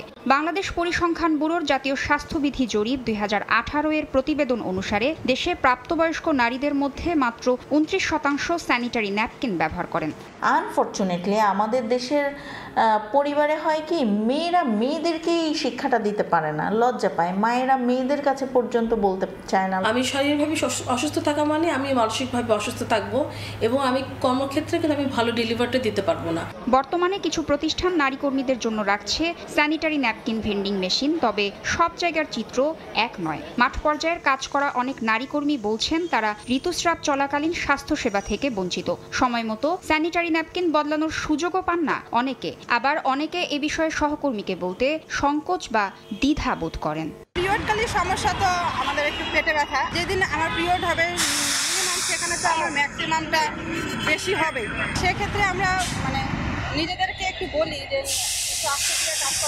ফিল্ডে যখন আমি যাচ্ছি আমি এরকম একটা ওয়াশরুম পাচ্ছি না, বা অনেক সময় আমি ধারের কাছে হয়তো প্যাডও পাচ্ছি না, তো তখন কিন্তু চেঞ্জ করার জন্য যে প্রবলেমটা সেটা আমি ফেস করি। আমি হয়তো 2 দিন আগে অসুস্থ ছিলাম, আমি একটা সিক লিভ কাটিয়ে ফেলেছি, 2 দিন পরে হয়তো আমার পিরিয়ড শুরু হয়ে গেল, আমার তখনও একটু সিক লিভ দরকার। তখন হয়তো অফিস বলতে পারে যে তুমি তো কিছুদিন আগেই 2 দিন আগেই তো নিলে সিক লিভ। তো এই যে এই বিষয়গুলো, তখন যদি আমি বলি আমার পিরিয়ডের প্রবলেম, এটা কিন্তু এখন পর্যন্ত আমাদের সোসাইটিতে অ্যাকসেপ্ট করছে না। দীর্ঘক্ষণ এক স্যানিটারি ন্যাপকিন ব্যবহার করলে একজন নারীর জরায়ু সংক্রমণের ঝুঁকি বাড়ে। হতে পারে ইউরিন ইনফেকশন, ফাঙ্গাল র্যাশ সহ নানান সমস্যা। মধ্যবিত্ত যারা, তাদের হচ্ছে অনেক সময় টাকা পয়সার প্রবলেম হয়, তার কারণে তারা প্যাড কিনতে পারে না। তারা চায় কাপড় ইউজ করে কাপড়টা ধুয়ে দেওয়া ব্যবহার করি, এখানে তার টাকাটা সাশ্রয় হচ্ছে। এবং তারা যে হেলথের যেটা ব্যাপার, হাইজিন, সেটা কিন্তু তাদের মাথায় কাজ করে না। অল্প কিছু টাকার জন্যই তার কিন্তু অনেক বড় ক্ষতি হতে পারে। বিশেষজ্ঞরা বলছেন একটি সুস্থ সমাজের জন্য ঋতুস্রাব সম্পর্কে লুকোচুরি না রেখে ইতিবাচক দৃষ্টিভঙ্গি এবং নীতিগত সহায়তাই হতে পারে নারীকে মাসিককালীন বিভিন্ন রোগ থেকে স্বাস্থ্য সুরক্ষা দিতে। এক নাগারে অনেকক্ষণ কাজ করতে 7-8 ঘন্টা, একবারও সে অসময়ে যাচ্ছে না, তাহলে কিন্তু ওই একটা প্যাড থেকে ব্লিডিং হয়ে কিন্তু ইনফেকশন হতে পারে। তার যে সহকর্মী অবশ্যই সাহায্যে হাত বাড়াতে হবে, আর সেই নারীকে সুস্থ রাখা কিন্তু তারও দায়িত্বের মধ্যে পড়ে। একজন নারীকে অফিস, কারখানা বা বাসার কাজ সব সামলে নিতে হয় শরীরের স্বাভাবিক চক্রকে নিয়ে। তলপেটে তীব্র ব্যথা সহ এই সময়টাতে অনেকেই ভোগেন নানা সমস্যায়। কিন্তু তখনও যদি না মেলে বিশ্রাম, পরিচ্ছন্ন টয়লেট বা স্যানিটারি ন্যাপকিন, তবে নারীদের স্বাস্থ্য সুরক্ষার বিষয়টি কেবলই কথার কথা। শরীরের সংকেত বুঝে চলার সুযোগটা একজন নারীর প্রাপ্য। বিশেষজ্ঞদের মতে মাসিক কোনো লজ্জার বিষয় নয়, বরং এটি স্বাস্থ্য সচেতনভাবে মোকাবিলা করার বিষয়। আর কর্মক্ষেত্রে মাসিকের স্বাস্থ্য সুরক্ষা নিশ্চিত না হলে নারীদের কর্মদক্ষতাই শুধু কমে না, কমে জীবনের গতি। তাসনিয়া নিশাত মিম, সময় সংবাদ, ঢাকা। সম্ভাবনা থাকা সত্ত্বেও উত্তরাঞ্চলে গ্যাস সংকটের কারণে গড়ে উঠছে না নতুন শিল্প প্রতিষ্ঠান। উল্টো গ্যাসের অভাবে বন্ধ হয়ে যাচ্ছে অনেক শিল্প কারখানা। ব্যবসায়ী নেতারা বলছেন, শিল্প খাতে গ্যাস সংযোগ দিলে এ অঞ্চলে অনেক প্রতিষ্ঠান গড়ে উঠবে। সাইফুর রহমান রকির রিপোর্ট। গ্যাস সংযোগ পাওয়ার আশ্বাসে উত্তরাঞ্চলে 2 দশক আগে নতুন শিল্প কারখানা গড়ে ওঠার ব্যাপক সম্ভাবনা দেখা দেয়। পাইপলাইনের মাধ্যমে 2013 সালে আবাসিক ও 40টি শিল্প প্রতিষ্ঠানে গ্যাস সরবরাহ করে পশ্চিমাঞ্চল গ্যাস কোম্পানি লিমিটেড। গ্যাস সংকটের কারণ দেখিয়ে 2016 সালে সংযোগ দেয়া বন্ধ করে দেয় কর্তৃপক্ষ। এতে শিল্প খাতের বিপ্লবের আশা ভেস্তে যায়। রাজশাহী বিভাগে শতাধিক শিল্প কারখানা রয়েছে। বেশিরভাগ কারখানায় বিকল্প জ্বালানি ব্যবহারের ফলে বেড়েছে উৎপাদন ব্যয়। এ কারণে বিসিক শিল্পনগরীগুলোতে বন্ধ হয়ে গেছে অনেক প্রতিষ্ঠান। যদি এভাবে গ্যাসের দাম বাড়ে আর যদি গ্যাস পাওয়া ঠিক মতো না যায়, আমাদেরও ধরেন কাজকর্ম ঠিকভাবে হবে না, কোম্পানি বিল দিতে পারবে না। লাইসেন্স আছে আমাদের, কিন্তু আমরা এখনো গ্যাস পেলাম না, অ্যাপ্লিকেশন করেও গ্যাস পেলাম না। এ কারণে আমরা পিছিয়ে থাকছি প্রচুর। আমি কাজ করতে চাই গ্যাস দিয়ে, আমাকে গ্যাস দিয়ে কাজ করতে হবে। আমি যদি কাঠখড়ি দিয়ে কাজ করতে চাই তখন কিন্তু আবার পরিবেশ বান্ধব হচ্ছে না। গত 5 বছর 7 বছরের বেশি সময় ধরে আবেদন করার পরে আমরা শিল্প গ্যাস পাচ্ছি না। এতে আমাদের ব্যবসা ব্যাপকভাবে ব্যাহত হচ্ছে। এই যে আমাদের রেস্টুরেন্টে যে গ্যাসগুলো লাগে, যখন আমরা সিলিন্ডার গ্যাসটা ইউজ করছি, মাসে আমার 1 লাখ টাকা সিলিন্ডার গ্যাসে যদি আমি দিই, তাহলে আমি লাভটা করবো কোথায়? ব্যবসায়ী নেতারা বলছেন, শিল্প খাতে গ্যাস সংযোগ দিলে নতুন প্রতিষ্ঠান গড়ে ওঠার পাশাপাশি সৃষ্টি হবে কর্মসংস্থানের সুযোগ। আমাদের অন্য জায়গাতে অনেক ফ্যাক্টরি আছে, অনেক শিল্প কারখানা আছে, সেখানে যদি আমরা গ্যাস সরবরাহ ঠিক মতো পাই, তাহলে আমাদের উৎপাদন খরচটা অনেক কমে যাবে। এই সরকারের কাছে আমার মূল দাবি যে আমাদের সিরাজগঞ্জে যে গ্যাসের যে সংকট, এই গ্যাসের সংকট নিরসনের জন্য সরকারের স্পষ্ট ভূমিকা রাখতে হবে। তবে শীঘ্রই শিল্প খাতে গ্যাস সরবরাহের আশ্বাস সংশ্লিষ্টদের। আমাদের দ্বিতীয় শিল্প পার্কের কাজ চলমান আছে 300 একর। এটি যদি হয়ে যায়, তাহলে আমাদের সরিয়ে সিটে থাকা এবং আমাদের আরও আগ্রহী যারা উদ্যোক্তা আছে, তারা কিন্তু সেখানে কারখানা করতে পারবে। তাদের ওখানে গেলে তাদের গ্যাস এবং বিদ্যুৎ সহ উন্নত যে সুযোগ সুবিধা, রাস্তাঘাট, ড্রেন, সবকিছু সুযোগ সুবিধা সেখানে থাকবে। এ বিষয়ে ক্যামেরার সামনে কথা বলতে রাজি হয়নি পশ্চিমাঞ্চলের গ্যাস কোম্পানি লিমিটেডের কোনো কর্মকর্তা। সাইফুর রহমান রকি, সময় সংবাদ, রাজশাহী। নওগাঁয় শুরু হয়েছে হিমসাগর, ল্যাংড়া, গোপালভোগ জাতের আম বাজারজাতকরণ। এবার 3,80,000 মেট্রিক টন আম উৎপাদনের আশা করছে কৃষি বিভাগ। পাশাপাশি প্রায় 4,000 কোটি টাকা বাণিজ্যের আশা ব্যবসায়ীদের। এমনকি এবার 500 মেট্রিক আম রফতানির অর্ডার পেয়েছেন বাগান মালিকরা। রকিবুল ইসলামের ছবিতে এমআর রকির রিপোর্ট। নওগাঁর বাগানগুলোতে থোকায় থোকায় ঝুলছে বাহারি জাতের আম। সবুজ পাতার ফাঁকে ফলগুলো ছড়াচ্ছে নান্দনিক শোভা। বৈরী আবহাওয়ার কারণে এবার কিছুটা দেরিতে আম নামানোর ঘোষণা দেয় জেলা প্রশাসন। অপেক্ষা শেষে আজ বাজারে এসেছে সুস্বাদু ল্যাংড়া, গোপালভোগ ও হিমসাগর জাতের আম। জমতে শুরু করেছে আমের বাজার। ন্যায্য মূল্য নিশ্চিতের পাশাপাশি রপ্তানির জন্য নতুন বৈদেশিক বাজার সৃষ্টির দাবি বাগান মালিকদের। এখন বৃষ্টি হওয়ার পর যেভাবে আম দেখা যাচ্ছে, তো আশা করি আমরা কৃষকেরা লাভবান হব, বাজার যদি একটু খালি ঠিক থাকে আর কি। এখন কিন্তু 20-30 দেয়, 4-5 দেয়, এখন আমের কালার দেখছি ভালোই আছে। দেখছি সরকার যদি উদ্যোগ নেয়, অটোমেশন করে, এই ট্রিটমেন্ট ভিএসটি বসায় বা হঠাৎ ট্রিটমেন্ট যদি অটোমেশন করে, তাহলে কিন্তু একটা বড় অংশ এক্সপোর্ট করা সম্ভব। কৃষি বিভাগ বলছে, এবছর উৎপাদনের লক্ষ্যমাত্রা নির্ধারণ করা হয়েছে প্রায় 4 লাখ মেট্রিক টন। আর সব ঠিক থাকলে প্রায় 4,000 কোটি টাকার বাণিজ্যর আশা কৃষি বিভাগের। দেশের গণ্ডি পেরিয়ে বিদেশের গণ্ডিতে কিভাবে রপ্তানি করা যায়, সেই ব্যাপারে কৃষি সম্প্রসারণ অধিদপ্তর কোয়ালিটি আম অর্থাৎ উত্তম কৃষি পরিচর্যার মাধ্যমে আম উৎপাদনে সক্রিয় ভূমিকা পালন করছে। ইনশাআল্লাহ অন্য যে কোনো বারের তুলনায় এটা একটা ভালো আমের বাজার ব্যবস্থাপনার উদাহরণ সৃষ্টি হবে। গত বছর নওগাঁ থেকে আম্রপলি, বাড়িফোর ও কাটিমন জাতের 300 মেট্রিক টন আম বিদেশে রপ্তানি হয়। আর এবছর প্রায় 500 মেট্রিক টন আম মধ্যপ্রাচ্য ও চীনে রপ্তানির অর্ডার পেয়েছেন ব্যবসায়ীরা। নাগফজলি, বাড়িফোর, কাটিমন, বেনানা, আম্রপলি এমন সুমিষ্ট 23 জাতের আম বাণিজ্যিকভাবে উৎপাদন হচ্ছে নওগাঁয়। নওগাঁর সাপাহার আম বাগান থেকে এমআর রকি, সময় সংবাদ। ভোরের সময় আরও থাকছে। ঈদুল আজহা সামনে রেখে খামারগুলোতে চলছে পশু হৃষ্টপুষ্ট করার কাজ। রাজশাহী অঞ্চলে 2-1 দিনের মধ্যে পুরোদমে জমে উঠবে হাট। অনুপ্রবেশ ঠেকাতে সীমান্তে কঠোর নজরদারি। বগুড়ার সারিয়াকান্দিতে প্রায় ৯ কোটি টাকা ব্যয়ে নির্মাণ করা হয়েছে 4টি সেতু। সংযোগ সড়ক না থাকায় কাজে আসছে না সেতুগুলো। দফায় দফায় বাজেট ও সময় বাড়লেও কোনো অগ্রগতি হয়নি কোটি টাকার প্রকল্পে। কাজ অসম্পূর্ণ রেখে পালিয়ে যাওয়ায় ঠিকাদারি প্রতিষ্ঠানের জামানত বাজেয়াপ্ত করেছে দুর্যোগ ও ত্রাণ ব্যবস্থাপনা অধিদপ্তর। দ্রুত নির্মাণ কাজ শেষ করার আশ্বাস এলজিইডির। শাহাদুল ইসলামের ক্যামেরায় আব্দুল আওয়ালের রিপোর্ট। বিলের মাঝে ঠাই দাঁড়িয়ে সেতু, কিন্তু সংযোগ সড়ক না থাকায় চলাচলের কোনো কাজে আসছে না এলাকাবাসীর। বগুড়া সারিয়াকান্দি উপজেলায় এমন বেহাল অবস্থায় পড়ে আছে 4টি সেতু। এর মধ্যে হসপিটালা কুশাহাটা এলাকায় এলজিডি প্রকল্পের আওতায় 1টি এবং দেলোয়াবাড়ি কুয়েরপাড়ায় জায়গার অর্থায়নে দুর্যোগ ও ত্রাণ ব্যবস্থাপনা অধিদপ্তরের আওতায় 3টি সেতু। নির্মাণ কাজ শেষ করে চলাচলে উপযোগী করার কথা ছিল গত বছরের মধ্যে, কিন্তু দফায় দফায় বাজেট এবং সময় বাড়লেও হয়নি কোনো অগ্রগতি। সেতু না হয় যাতায়াতের দুর্ভোগ পোয়াতে হচ্ছে স্থানীয়দের। তো ব্রিজের ভাঙ্গে 2টা ব্রিজ করলো, করার পরে মধ্যে আবার খুললো, খোরার পরে মনে হয় ভার নেমে এসে যাওয়া হয় না। ওই পাশে স্কুলে যেতে পারে না। এবার এই পাশে মসজিদ আছে, মসজিদে নামাজ পড়েও যায় মানুষ, মসজিদের নামাজ পড়েও যাবার পায় না। কাম করে আবার ঠিক আছে হয় করলে এক চান্সে করে নাকি 3 বছর হলে হচ্ছে। এখন আস্থা যে হবে এই আস্থাটাও বাই করে না। কাজ অসম্পূর্ণ রেখে পালিয়ে যাওয়ায় ফরিদপুরের ভাঙ্গা উপজেলার মেসার শান্তু ইসলাম এন্টারপ্রাইজের জামানত বাজেয়াপ্ত করেছে দুর্যোগ ও ত্রাণ ব্যবস্থাপনা অধিদপ্তর। দ্রুতই নির্মাণ কাজ শেষ করার আশ্বাস এলজিইডির। ঊর্ধ্বতন কর্তৃপক্ষ জানালে ঊর্ধ্বতন কর্তৃপক্ষ পুনরায় রিটেন্ডার করে এই পর্যন্ত কাজগুলি যে বাকি যে কাজগুলো এই কাজগুলো চলমান আছে। 30 জনের মধ্যে এত সম্পন্ন করা সম্ভব হবে। আশা করি যে তারপরে জনগণের জন্য মুক্ত করা সম্ভব হবে। হাটফুলবাড়ি ইউনিয়নের হসপিটালা কুশাহাটা এলাকার সেতুটি 7,16,00,000 টাকা এবং দেলোয়াবাড়ি কুয়েরপাড়ায় 3টি সেতু ও দুপাশে মাটি সড়কের জন্য ব্যয় ধরা হয়েছিল 2,56,00,000 টাকা। আব্দুল আউয়াল, সময় সংবাদ, বগুড়া। যমুনা নদীতে বাড়ছে পানি। সিরাজগঞ্জের বেশ কয়েকটি এলাকায় দেখা দিয়েছে ভাঙন। বিলীন হচ্ছে গাছপালা, রাস্তাঘাট সহ বিস্তীর্ণ ফসলি জমি। এতে দুশ্চিন্তায় নদী পাড়ের মানুষ। তবে পানি উন্নয়ন বোর্ড বলছে ভাঙন রোধে জরুরি ব্যবস্থা নেওয়া হয়েছে। রিঙ্কু কুণ্ডুর রিপোর্ট, ছবি তুলেছেন অমৃত সেন। শুষ্ক মৌসুমে আগ্রাসী রূপে যমুনা, প্রতিদিনই বাড়ছে পানি, সঙ্গে ভাঙন দেখা দিয়েছে সিরাজগঞ্জ সদর, কাজীপুর ও শাহজাদপুর উপজেলার বেশ কিছু এলাকায়।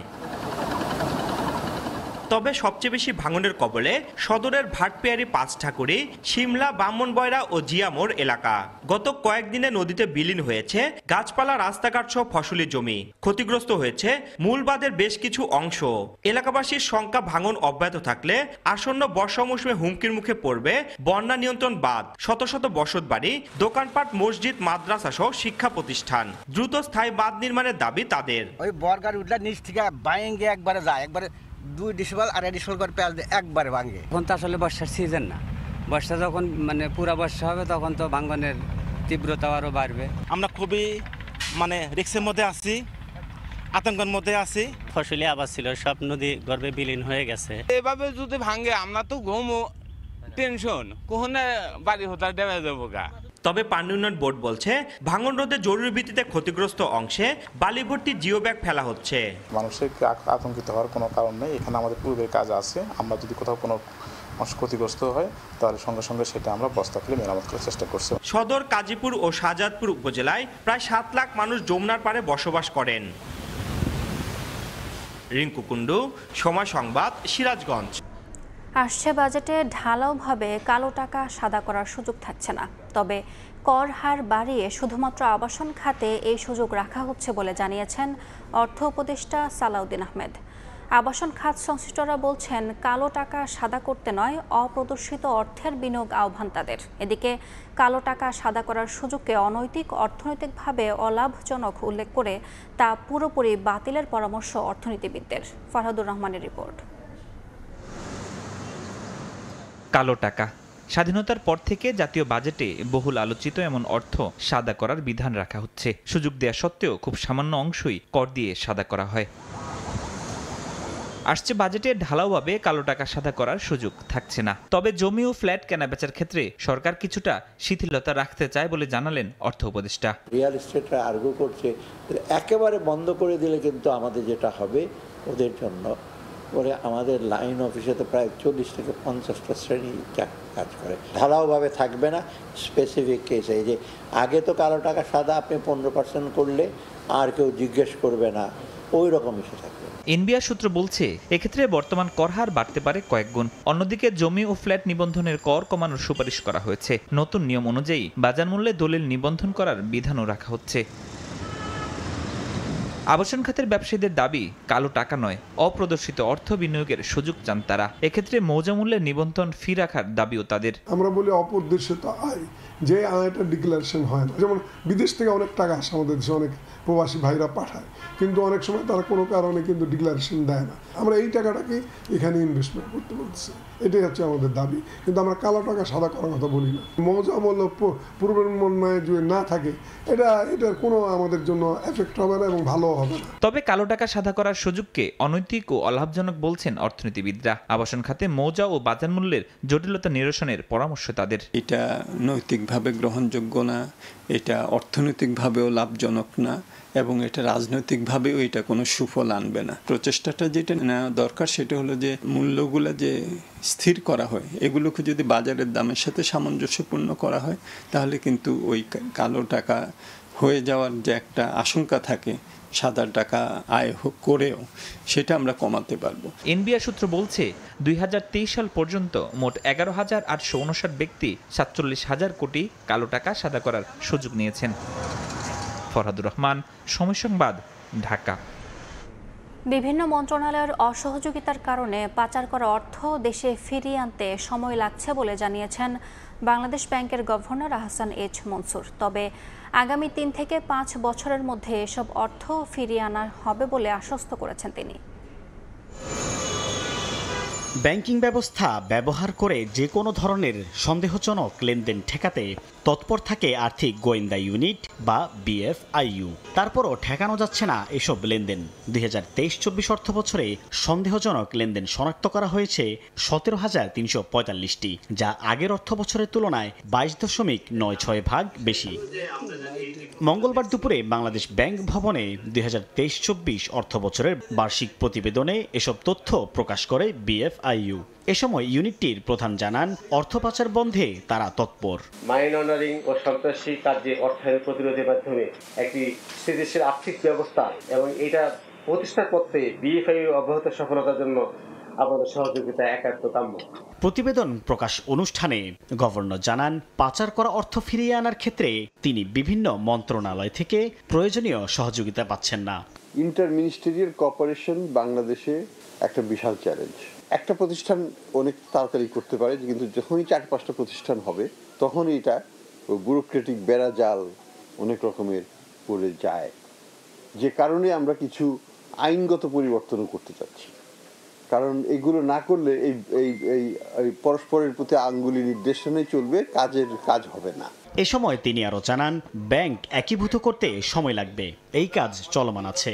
বলেন, ইসলামিক ব্যাংকগুলোকে আগে একীভূত করা হবে। আমরা এনপিএল কভার করতে না পারি, যতদিন পর্যন্ত না পারি, এটা যদি 3 বছর লাগে 3 বছর দিতে পারবে না তারা অ্যাক্টিভিটি। তাদের যে ক্যাপিটাল অ্যাডিকুয়েসি রিকোয়ারমেন্ট, নেগেটিভ থেকে পজিটিভ থেকে আমাদের টার্গেট লেভেলে নিতে হবে। সেটা 12.5 হোক, সেটা 15 হোক। গভর্নর আশ্বস্ত করে বলেন, যেসব ব্যাংক একীভূত হবে তা নিয়ে আমানতকারীদের চিন্তিত হওয়ার কোনো কারণ নেই। সাইফুল ইসলাম, সময় সংবাদ, ঢাকা। বিভিন্ন দুর্নীতির অভিযোগে এনসিপির সাবেক নেতা গাজী সালাউদ্দিন তানভীর, স্বাস্থ্য উপদেষ্টার সাবেক ও বর্তমান 2 ব্যক্তিগত কর্মকর্তার দেশ থেকে নিষেধাজ্ঞা দিয়েছেন আদালত। একই সঙ্গে তাদের জাতীয় পরিচয়পত্র ব্লকের নির্দেশও দেওয়া হয়েছে। এনসিডিবিতে কাগজ সরবরাহে কোটি টাকার কমিশন, ডিসি নিয়োগ সহ বিভিন্ন মন্ত্রণালয়ে তদবির বাণিজ্যের মাধ্যমে কোটি কোটি টাকার অবৈধ সম্পদ অর্জনের অভিযোগে এনসিপির সাবেক যুগ্ম সদস্য সচিব সালাউদ্দিন তানভীরের বিরুদ্ধে অনুসন্ধান করছে দুদক। একই সঙ্গে অনুসন্ধান চলছে চিকিৎসক বদলি, তদবির ও টেন্ডার বাণিজ্যের মাধ্যমে শত কোটি টাকার অবৈধ সম্পদ অর্জনের অভিযোগে স্বাস্থ্য উপদেষ্টার সাবেক ও বর্তমান ব্যক্তিগত 2 কর্মকর্তা তুহিন ফারাবি ও ডাক্তার মাহমুদুল হাসানকে নিয়ে। দুদকের আবেদনের প্রেক্ষিতে অভিযোগ ওঠা এই ব্যক্তিরা পালাতে পারেন এমন তথ্যের ভিত্তিতে তাদের বিদেশ যাত্রায় নিষেধাজ্ঞা ও এনআইডি ব্লকের জন্য আদেশ দিয়েছেন আদালত। নামে বেনামে শত শত কোটি অবৈধ সম্পদ অর্জনের বিষয়ে দুদক ইতিমধ্যে অনুসন্ধান শুরু করেছে অনুসন্ধান চলাকালীন সময়ে অনুসন্ধানকারী কর্মকর্তা তাদের বিদেশ যাত্রা রহিতকরণে এবং তাদের জাতীয় পরিচয়পত্র ব্লক করার জন্য আদালতে আবেদন করেছেন। এদিকে ক্রিকেটার সাকিব আল হাসানের বিরুদ্ধে যুক্তরাষ্ট্র, দুবাই সহ বিভিন্ন দেশে অর্থ পাচার, শেয়ার বাজার কেলেঙ্কারি সহ নানা অভিযোগ অনুসন্ধান করছে সংস্থাটি। তথ্য উপাত্ত পেতে বিএফআইইউতে চিঠি দিয়েছে তারা। অনুসন্ধানের স্বার্থে যেখানে যেখানে যে চিঠি দেওয়া প্রয়োজন ওনারা সেই অনুযায়ী তাদের সংশ্লিষ্ট অধিদপ্তর কিংবা প্রতিষ্ঠান অথবা ইনস্টিটিউটের যেখানে যেখানে চিঠি দেয় সেখানে হয়তো ওনারা চিঠি দিচ্ছেন। দুদকের আবেদনে দেশ থেকে নিষেধাজ্ঞা দেওয়া হয়েছে কারাগারে থাকা সাবেক ডেপুটি স্পিকার শামসুল হক টুকু এবং তার 2 ছেলেকে। তাসলিম তৌহিদ, সময় সংবাদ, ঢাকা। জনস্বাস্থ্য সুরক্ষায় আসন্ন জাতীয় বাজেটে তামাকজাত দ্রব্যের কর কাঠামো সংস্কার এবং এ খাতে কঠোর নজরদারির দাবি জানিয়েছে দেশের তামাক বিরোধী সংগঠনগুলো। মঙ্গলবার বিকেলে প্রেসক্লাবে আয়োজিত এক প্রাক বাজেট সংবাদ সম্মেলনে এই দাবি জানানো হয়। বাংলাদেশ তামাক বিরোধী জোট, Bangladesh network for tobacco tax policy এবং WBB ট্রাস্ট যৌথভাবে এর আয়োজন করে। এ সময় তামাকজাত দ্রব্যের ওপর সুনির্দিষ্ট শুল্ক আরোপ, কর আদায় ও প্রশাসনিক ব্যবস্থা ডিজিটালাইজেশন এবং ধোঁয়াবিহীন তামাকের কর ফাঁকি রোধে কার্যকর ব্যবস্থা গ্রহণের সুপারিশ করা হয়। আরও আলোচনা করা হয় বিদ্যমান জটিল ও ত্রুটিপূর্ণ তামাক কর ব্যবস্থা নিয়ে। আমাদেরও কথা বলতে হবে, কারণ আমরা সিদ্ধের জায়গায় আমাদের কর্মদক্ষতা নিশ্চিতের মাধ্যমে পেশাদারিত্ব বৃদ্ধি পায় বলে জানিয়েছেন Bangladesh civil aviation chairman air vice marshal Mohammad Manjur Kabir Bhuiyan. মঙ্গলবার সিভিল এভিয়েশন হেডকোয়ার্টারে বিভিন্ন পর্যায়ের কর্মকর্তাদের প্রশিক্ষণ কোর্সের সমাপনী অনুষ্ঠানে একথা বলেন চেয়ারম্যান। অনুষ্ঠানে উপস্থিত ছিলেন সিভিল এভিয়েশন কর্তৃপক্ষের ঊর্ধ্বতন কর্মকর্তারা। এ সময় প্রশিক্ষণার্থীদের হাতে সার্টিফিকেট ও ফুল তুলে দেন ক্যাব চেয়ারম্যান। দক্ষতা বৃদ্ধির লক্ষ্যে ফাউন্ডেশন ও বেসিক অফিস ম্যানেজমেন্ট কোর্সে এবারে অংশ নেন নবীন প্রবীণ 150 জন কর্মকর্তা। অনুষ্ঠানে ক্যাব জানায় সিভিল এভিয়েশন একাডেমি আন্তর্জাতিকভাবে স্বীকৃত প্রতিষ্ঠান, যা আইকাও ট্রেনার প্লাস গোল্ড মেম্বারশিপ অর্জন করেছে। 2-1 দিনের মধ্যে শুরু হবে কুরবানির পশুর হাট। শেষ মুহূর্তে নিজেদের গবাদি পশুর বাড়তি যত্ন নিচ্ছেন রাজশাহী অঞ্চলের খামারিরা। খাওয়ানো হচ্ছে প্রাকৃতিক খাবার। তবে হাটে ন্যায্য মূল্য নিশ্চিতে ভারত থেকে পশু চোরাচালান বন্ধে কঠোর ব্যবস্থা নেওয়ার দাবি সংশ্লিষ্টদের। সবুজ ঘাসে ভরা বিস্তীর্ণ চারণভূমি, গবাদি পশু খাওয়াতে রাখালরা সারাদিন চষে বেড়ান পদ্মার বুকে জেগে ওঠা চর ও নদীপাড়ের এসব চারণভূমিতে। একই সঙ্গে খামারগুলোতেও চলছে পশু হৃষ্টপুষ্ট করার কাজ। রাজশাহী অঞ্চলের বিভিন্ন এলাকার খামারে এখন ব্যস্ত খামারিরা। 2-1 দিনের মধ্যে কোরবানির পশুর হাট শুরু হওয়ায় শেষ মুহূর্তে নিজেদের গবাদি পশুর বাড়তি যত্ন নিচ্ছেন তারা। খাওয়ানো হচ্ছে প্রাকৃতিক খাবার। তবে হাটে ন্যায্য মূল্য নিশ্চিতে ভারত থেকে পশু চোরাচালান বন্ধে কঠোর ব্যবস্থা নেওয়ার দাবি সংশ্লিষ্টদের। ঘাস, খড় এগুলো খাওয়ানোর জন্য চর্বি কম হয়, ছোট আকৃতির গরু, দামে কম, উন্নতি ভালো, এর জন্য আমাদের চরের গরুর চাহিদাটাও অনেক সংখ্যা। বর্ডারের সীমান্তর গরু যদি না আসে তাহলে আমরা একটা ভালো প্রফিট পাবো। ইন্ডিয়া থেকে যদি গরু ঢুকে তাহলে আমরা খুব ক্ষতিগ্রস্তর মধ্যে পড়ে যাব। লালন পালন ও পশু শারীরিক সুস্থতার জন্য খামারিদের সব ধরনের সহায়তার কথা জানায় প্রাণী সম্পদ বিভাগ। এই মুহূর্তে আমাদের খুব মহামারী আকারে কোনো সংকট তেমন নাই। এজন্য আশা করতে পারি যে আমাদের এই অল্প কয়েক দিনের মধ্যে আমরা কোরবানির আগেই আমাদের এই পশুগুলার কোনো রোগাক্রান্ত ছাড়াই তারা আমাদের বিক্রি করতে পারবে। স্তরে প্রচুর পরিমাণে আপনার এই প্রাকৃতিক পরিবেশে এখানে বাথান আকারে গরু লালিত পালিত হয় এবং সারা বাংলাদেশেই এর একটা ব্যাপক চাহিদা আছে। এদিকে ভারত থেকে পশু অনুপ্রবেশ ঠেকাতে সীমান্তে কঠোর অবস্থান ও নজরদারি রাখার কথা জানায় বিজিবি। সর্বোচ্চ সংখ্যক জনবল আমরা ডিপ্লয়েড রেখেছি বর্ডারে। যে কোনো ধরনের গরু সহ যে কোনো ধরনের চোরাচালান কিংবা অবৈধ অনুপ্রবেশ প্রতিরোধ করার জন্য। প্রাণী সম্পদ বিভাগের তথ্য মতে এবছর কোরবানির পশুর হাটের জন্য রাজশাহী বিভাগে 43,44,049টি পশু প্রস্তুত করা হচ্ছে। মওদুদ রানা, সময় সংবাদ। ঈদের বাকি মাত্র কদিন, তবে এখনও জমে ওঠেনি রাজশাহীর ঐতিহ্য রেশমপল্লী সহ বড় বড় শপিং মলগুলো। বাণিজ্য সংশ্লিষ্টরা বলছেন গত 30 বছরে ঈদ বাজারে এমন স্থবিরতা দেখা যায়নি। এজন্য রাজনৈতিক ও অর্থনৈতিক অবস্থা স্থিতিশীল না থাকাকে দায়ী করেছেন তারা। শাহিন আলমের রিপোর্ট, ছবি তুলেছেন আব্দুস সালাম।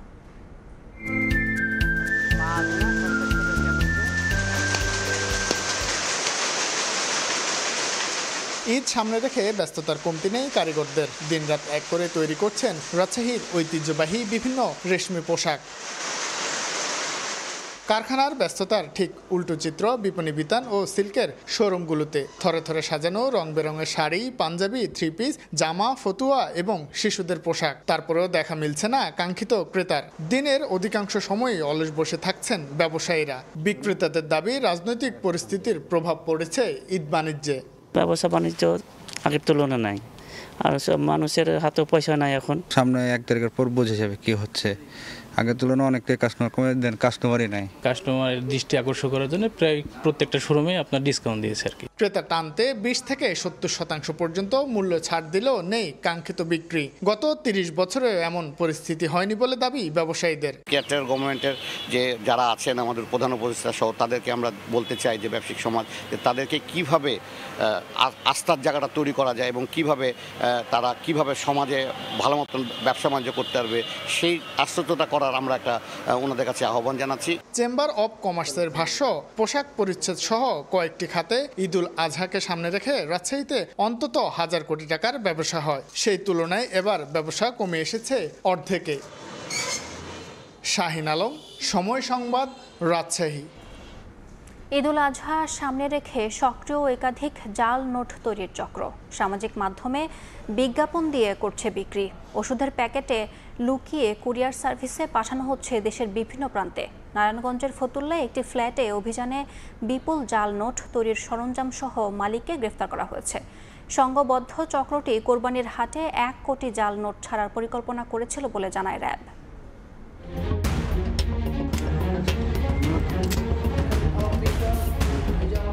নারায়ণগঞ্জের ফতুল্লার এনায়েতনগরের ভাড়াবাসার একটি ফ্ল্যাটে জাল নোট তৈরির কারখানা খুলে বসেছিল জাল নোট ব্যবসায়ী মোহাম্মদ আলামিন। ঈদ সামনে রেখে চলছিল জাল নোট ছাপানো। কম্পিউটার, প্রিন্টার ও ফটোশপের মাধ্যমে মুহূর্তে বানিয়ে ফেলেছে হুবহু 50, 100, 500 টাকার নোট। এরপর কুরিয়ার সার্ভিসের মাধ্যমে চলে যাচ্ছে ঢাকাসহ দেশের বিভিন্ন প্রান্তে। অবশেষে সেই কারখানায় অভিযান চালায় র্যাব 2। গ্রেফতার করা হয় কারখানার মালিক আলামিনকে। উদ্ধার করা হয় বিপুল জাল নোট তৈরির সরঞ্জাম ও নোট বিক্রির নগদ টাকা। জাল টাকা ছাপানোর জন্য বান্ডিলকৃত সাদা কাগজ, যেগুলোর উপরে সে নকল টাকা ছাপাতো, সেই বান্ডিলকৃত কাগজ, কাটা কাগজও উদ্ধার করা হয়। জিজ্ঞাসাবাদে আলামিন জানায় সে সংঘবদ্ধ চক্রের সদস্য। দীর্ঘদিন ধরে এই চক্র রাজধানী সহ দেশের বিভিন্ন জেলায় জাল নোট সরবরাহ করে আসছিল।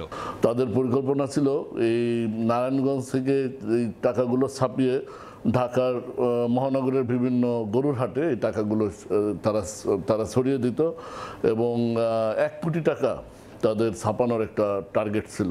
ঈদ সামনে রেখে বাজারে জাল নোট ছড়ানোর অপচেষ্টা রুখতে নিয়মিত অভিযান চালিয়ে যাচ্ছে র্যাব। মাসুদুর রহমান, সময় সংবাদ, ঢাকা। ভোরের সময় এই ছিল আমার কাছে। পরবর্তী সংবাদগুলো জানাতে সঙ্গে থাকবেন ধ্রুব ব্যানার্জি। ধন্যবাদ অনন্যা। সরকার যখনই এনবিআর বন্দর সংস্কারে হাত দিয়েছেন তখনই একটি গোষ্ঠীর গায়ে জ্বালা পোড়া শুরু হয়েছে বলে মন্তব্য করেছেন জাতীয় নাগরিক পার্টির সিনিয়র যুগ্ম মুখ্য সমন্বয়ক আব্দুল হান্নান মাসুদ। মঙ্গলবার বিকেলে নোয়াখালীতে দলীয় নেতাকর্মীদের সঙ্গে মতবিনিময় সভায় তিনি কথা বলেন। আগের মতোই অনিয়ম আর দুর্নীতি চালিয়ে যেতেই সংস্কার কাজে বাধা দেয়া হচ্ছে বলেও জানান তিনি। সরকার বলছে যে যেমন একটি কোম্পানির মাধ্যমে আমরা আমাদের বন্দর ব্যবস্থাপনা করব, যার ফলে বিশ্বের শ্রেষ্ঠ সমুদ্র বন্দরে রূপান্তরিত হবে আমাদের চট্টগ্রাম বন্দর। কিন্তু দেখা যাচ্ছে তারপরে তাদের গায়ে জ্বালা পড়া শুরু হয়েছে। বাংলাদেশের সবচেয়ে দুর্নীতিগ্রস্ত সেক্টর এনবিআর, সে এনবিআর সংস্কারে সরকার উদ্যোগ নিয়েছে। সরকার বলছে কর আরোপ করবে একটি সংস্থা, কর আদায় করবে আরেকটি সংস্থা, কিন্তু আবার গায়ে জ্বালা পড়া শুরু হয়েছে। তাদের চিন্তা এনবিআর এর সেই চুরি, সেই টাকা পাচারের অধিকার তারা আবার আগের মতোই রাখতে চায়। জামালপুর 5 আসনের সাবেক সংসদ সদস্য ও সাবেক ভূমিমন্ত্রী রেজাউল করিম হীরা ও তার স্ত্রীকে পুলিশি হেফাজত থেকে ছেড়ে দেওয়া হয়েছে। মঙ্গলবার বিকেলে জমি বিক্রির দলিলের জন্য স্ত্রীকে নিয়ে জামালপুর শহরের সিংগজানি এলাকার নিজ বাসা থেকে শেরপুর সাব রেজিস্ট্রার অফিসে যান সাবেক ভূমিমন্ত্রী রেজাউল করিম হীরা। খবর পেয়ে স্থানীয় শ্রমিক দল, স্বেচ্ছাসেবক দল ও বিএনপির নেতাকর্মীরা তাকে ঘিরে ফেলেন। এ সময় মন্ত্রীর ফাঁসির দাবিতে স্লোগান দিতে থাকেন তারা। খবর পেয়ে পুলিশ রেজাউল করিম হীরাকে তাদের হেফাজতে নেয়। রাতেই তাকে পাঠানো হয় জামালপুর সদর থানায়। তার বিরুদ্ধে কোনো মামলা না থাকায় বয়স ও অসুস্থতা বিবেচনায় রাতেই তাকে ছেড়ে দেওয়া হয়। ভোরের সময়ে আরও থাকছে। এবার হার্ভার্ড বিশ্ববিদ্যালয়ের সঙ্গে আর্থিক চুক্তি বাতিলের সিদ্ধান্ত ট্রাম্প প্রশাসনের। যুক্তরাষ্ট্রে বিদেশি শিক্ষার্থীদের ভিসার নতুন সাক্ষাৎকার স্থগিত। নাটোর পৌরসভার ৯ কিলোমিটার এলাকায় কোনো সড়কবাতি না থাকায় রাত হলেই চোর আর ছিনতাইকারীর আধিপত্য বেড়ে যায়। 2024 সালের ডিসেম্বরের মধ্যে সড়কবাতি স্থাপনের কথা থাকলেও এখন পর্যন্ত একটি খুঁটিও বসাতে পারেনি ঠিকাদার। পৌর কর্তৃপক্ষ বলছে 2 দফায় সময় নির্ধারণ করে দিলেও কাজে কোনো অগ্রগতি না হওয়ায় ঠিকাদারের বিরুদ্ধে ব্যবস্থা নেওয়া হবে। আল মামুনের পাঠানো তথ্য, রোকনুজ্জামানের ছবিতে রিপোর্ট। সন্ধ্যা নামলেই ঘুটঘুটে অন্ধকার, পায়ে হেঁটে পথ চলতে শঙ্কিত হয়ে পড়েন পথচারীরা। রাতের আধারে এ সড়কে হর হামেশায় চলে চুরি, ছিনতাই সহ নানা অপকর্ম। এই চিত্র নাটোর পৌরসভায়। বাড়ির থেকে বাড়ানো যায় না, রোডে উঠা যায় না, এমন একটা অন্ধকার। রোডে ঘাটে অ্যাক্সিডেন্ট এবং ছিনতাই এগুলা বেশি ঘটে। শহরের হরিশপুর থেকে বনবেল ঘড়িয়া এবং মাদ্রাসা মোড় থেকে দীঘাপতিয়া পর্যন্ত 250টি বৈদ্যুতিক খুঁটি স্থাপন এবং প্রতিটি খুঁটিতে 150 ওয়ার্ডের 2টি করে লাইট স্থাপনের চুক্তি হয়। 2024 সালের ডিসেম্বরের মধ্যে পৌরসভার এই 9 কিলোমিটার এলাকার রাস্তায় সড়কবাতি স্থাপনের কাজ সম্পন্ন হওয়ার কথা ছিল। তবে এখন পর্যন্ত বাতি তো দূরের কথা, একটি খুঁটিও স্থাপন হয়নি। লাইট লাগাবে শুনেছি, কিন্তু লাইট লাগানোর কোনো কার্যক্রমের কিছুই দেখছি না। কয়েকদিন খোঁড়াখুড়ি করলো, কাজ না হওয়ার ফলে কিন্তু এখনো শহরে রাত্রে আমরা কিন্তু অন্ধকার দেখতে পাই। এদিকে চলতি বছরের ফেব্রুয়ারির মধ্যে কাজ শেষ করতে পুনরায় চিঠি দেয় পৌরসভা। দ্বিতীয় দফার নির্ধারিত সময় 3 মাস আগে শেষ হলেও আলোর মুখ দেখেনি কেউ।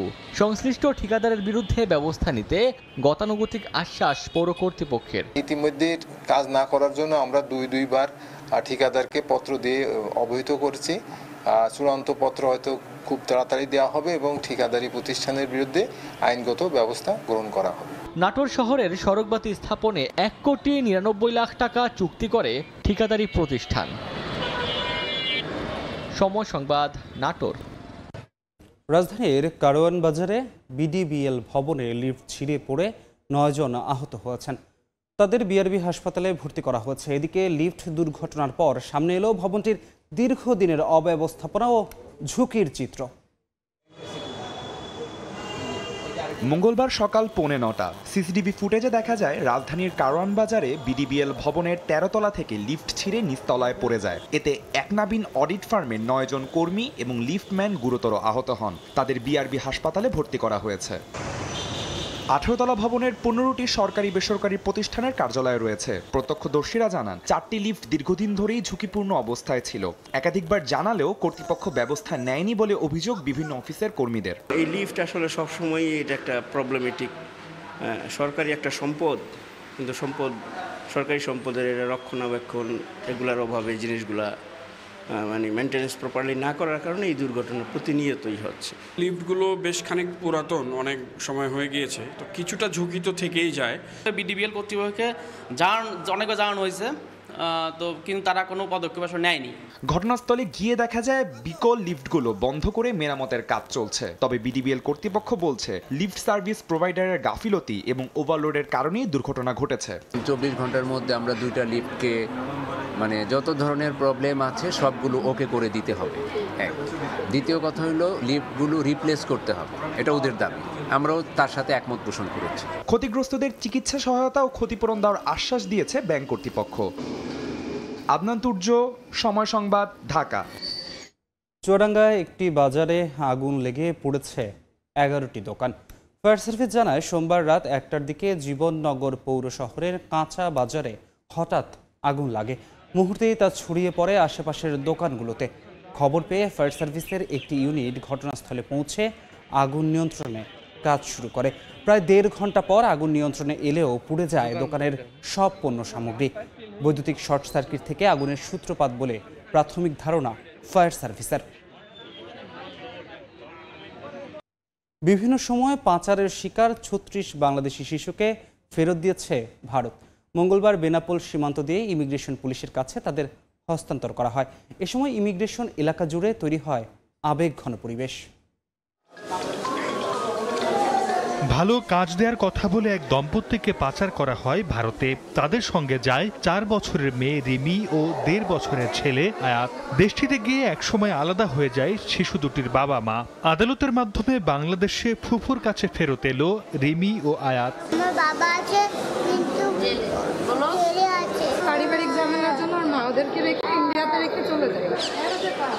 রিমি ও আয়াতের মতো বিভিন্ন সময় ভারতে পাচার হওয়া 36 বাংলাদেশি শিশুকে মঙ্গলবার বেনাপোল সীমান্ত দিয়ে হস্তান্তর করল ভারতীয় পুলিশ। এসব শিশুদের বাড়ি যশোর, খুলনা, ঢাকা, চট্টগ্রাম ও নড়াইলের বিভিন্ন এলাকায়। মানব পাচার ও শিশুদের সুরক্ষা নিয়ে কাজ করার সংস্থার তথ্য অনুযায়ী প্রতি বছর দেশ থেকে প্রায় 50,000 মানুষ পাচারের শিকার হন। তাদের মধ্যে ফেরত আনা সম্ভব হয় মাত্র 5%। আইনে নানান জটিলতা এবং আইনের যথাযথ প্রয়োগের অভাবে কিন্তু এই মানুষগুলো পাচার হচ্ছে এবং তারা সহজে ফিরে আসতে পারছেন। ফেরত আসা শিশুদের আইনি সহায়তা দেওয়া হবে বলে জানিয়েছেন আইনজীবীরা। আর তাদের নিরাপদে পরিবারের কাছে পৌঁছে দেওয়ার কাজ করছে পুলিশ। যারা পাচার হয়ে গেছে তারা যদি আইনি সহায়তা চায়, আমরা তাদের আইনি সহায়তা দেব। পরবর্তী আইনি কার্যক্রম কোর্ট থানায় নেবে। এর আগে গত 30 জানুয়ারি ভারতে পাচার হওয়া 16 বাংলাদেশি শিশু কিশোরকে বেনাপোল সীমান্ত দিয়ে ফেরত দেয় দেশটি। সময় সংবাদ, বেনাপোল। নারায়ণগঞ্জের 2,500-এ গ্যাসের 1,000 অবৈধ সংযোগ বিচ্ছিন্ন করেছে তিতাস। জ্বালানি ও খনিজ সম্পদ বিভাগের নির্বাহী ম্যাজিস্ট্রেট হাসিবুর রহমানের নেতৃত্বে মঙ্গলবার দুপুরে উপজেলার বিনাইচরের 3টি স্থানে অভিযান চালানো হয়। এ সময় 4 শতাধিক বাড়ির 1,000 অবৈধ সংযোগ বিচ্ছিন্ন করা হয়। জব্দ করা হয় পাইপ, রাইজার ও বার্নার। একই সঙ্গে অবৈধ সংযোগগুলো সিলগালা করে দেয় কর্তৃপক্ষ। রাশিয়ার সম্ভাব্য আগ্রাসন এবং যুক্তরাষ্ট্রের নিরাপত্তা প্রতিশ্রুতি নিয়ে অনিশ্চয়তার কারণে এবার নিজেদের জন্য $17,022 কোটি অস্ত্র তহবিল গঠনের অনুমোদন দিয়েছে ইউরোপীয় ইউনিয়ন। স্থানীয় সময় মঙ্গলবার ব্রাসেলসে আয়োজিত এক বৈঠকে সিকিউরিটি অ্যাকশন ফর ইউরোপ নামের এই প্রকল্পকে অনুমোদন দেয় ইইউ। এতে জোটটির সদস্যভুক্ত 26টি দেশ সমর্থন দিলেও সম্মতি জানায়নি হাঙ্গেরি। এদিকে ইইউর এই উদ্যোগকে মোটেও ভালো চোখে দেখছে না রাশিয়া। স্থানীয় সময় মঙ্গলবার বেলজিয়ামের ব্রাসেলসে ইউরোপের দেশগুলোর মন্ত্রীদের বৈঠক অনুষ্ঠিত হয়। বৈঠকে $17,022 কোটি একটি নতুন অস্ত্র তহবিল গঠনের অনুমোদন দেওয়া হয়। রাশিয়ার সম্ভাব্য আগ্রাসন এবং যুক্তরাষ্ট্রের নিরাপত্তা প্রতিশ্রুতি নিয়ে অনিশ্চয়তার কারণে এই পদক্ষেপ নেওয়া হয়েছে বলে জানায় ইইউ। তবে সিকিউরিটি অ্যাকশন ফর ইউরোপ নামের এই প্রকল্পকে ইইউ এর সদস্যভুক্ত 26টি দেশ সমর্থন জানালেও বিরত থাকে হাঙ্গেরি। এক প্রতিবেদনে এ তথ্য জানায় বার্তা সংস্থা রয়টার্স। প্রতিবেদনে বলা হয় ইইউ এর এই উদ্যোগের লক্ষ্য প্রতিরক্ষা খাতে জাতীয় বাধাগুলো দূর করে সদস্য দেশগুলোর মধ্যে যৌথ প্রকল্প বাস্তবায়নে উৎসাহ দেয়া এবং ইউরোপীয় প্রতিরক্ষা শিল্পকে এগিয়ে নেয়া। এসএএফই তহবিল পাওয়ার জন্য কোনো প্রকল্পের কমপক্ষে 65% মূল্য ইইউ, ইউরোপীয় অর্থনৈতিক অঞ্চল বা ইউক্রেন ভিত্তিক কোম্পানি থেকে যেতে হবে। তবে যেসব দেশ ইইউ এর সঙ্গে নিরাপত্তা ও প্রতিরক্ষা অংশীদারিত্ব চুক্তি সই করেছে তাদের কোম্পানিগুলো নির্দিষ্ট শর্ত পূরণ করলে এই তহবিলের জন্য যোগ্য হতে পারে বলে জানা গেছে। এদিকে ইউরোপীয় কমিশন দ্রুত আইনি প্রক্রিয়া অনুসরণ করে এই আইনটি পাশ করায় ইউরোপীয় পার্লামেন্টের অনুমোদন প্রয়োজন হয়নি। শুধু ইইউ সরকারের অনুমোদনই তা কার্যকর হয়েছে বলে জানিয়েছে বিভিন্ন গণমাধ্যম।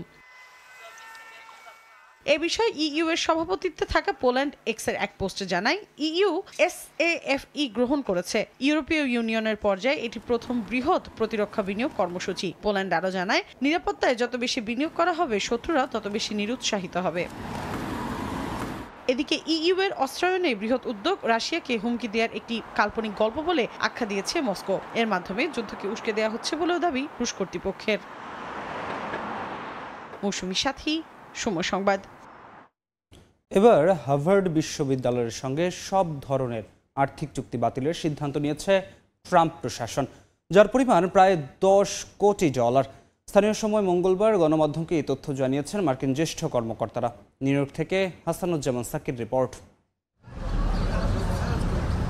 বিশ্বখ্যাত হার্ভার্ড বিশ্ববিদ্যালয় কর্তৃপক্ষের সাথে মার্কিন প্রেসিডেন্ট ডোনাল্ড ট্রাম্পের তিক্ততা যেন সবকিছু ছাড়িয়ে গেছে।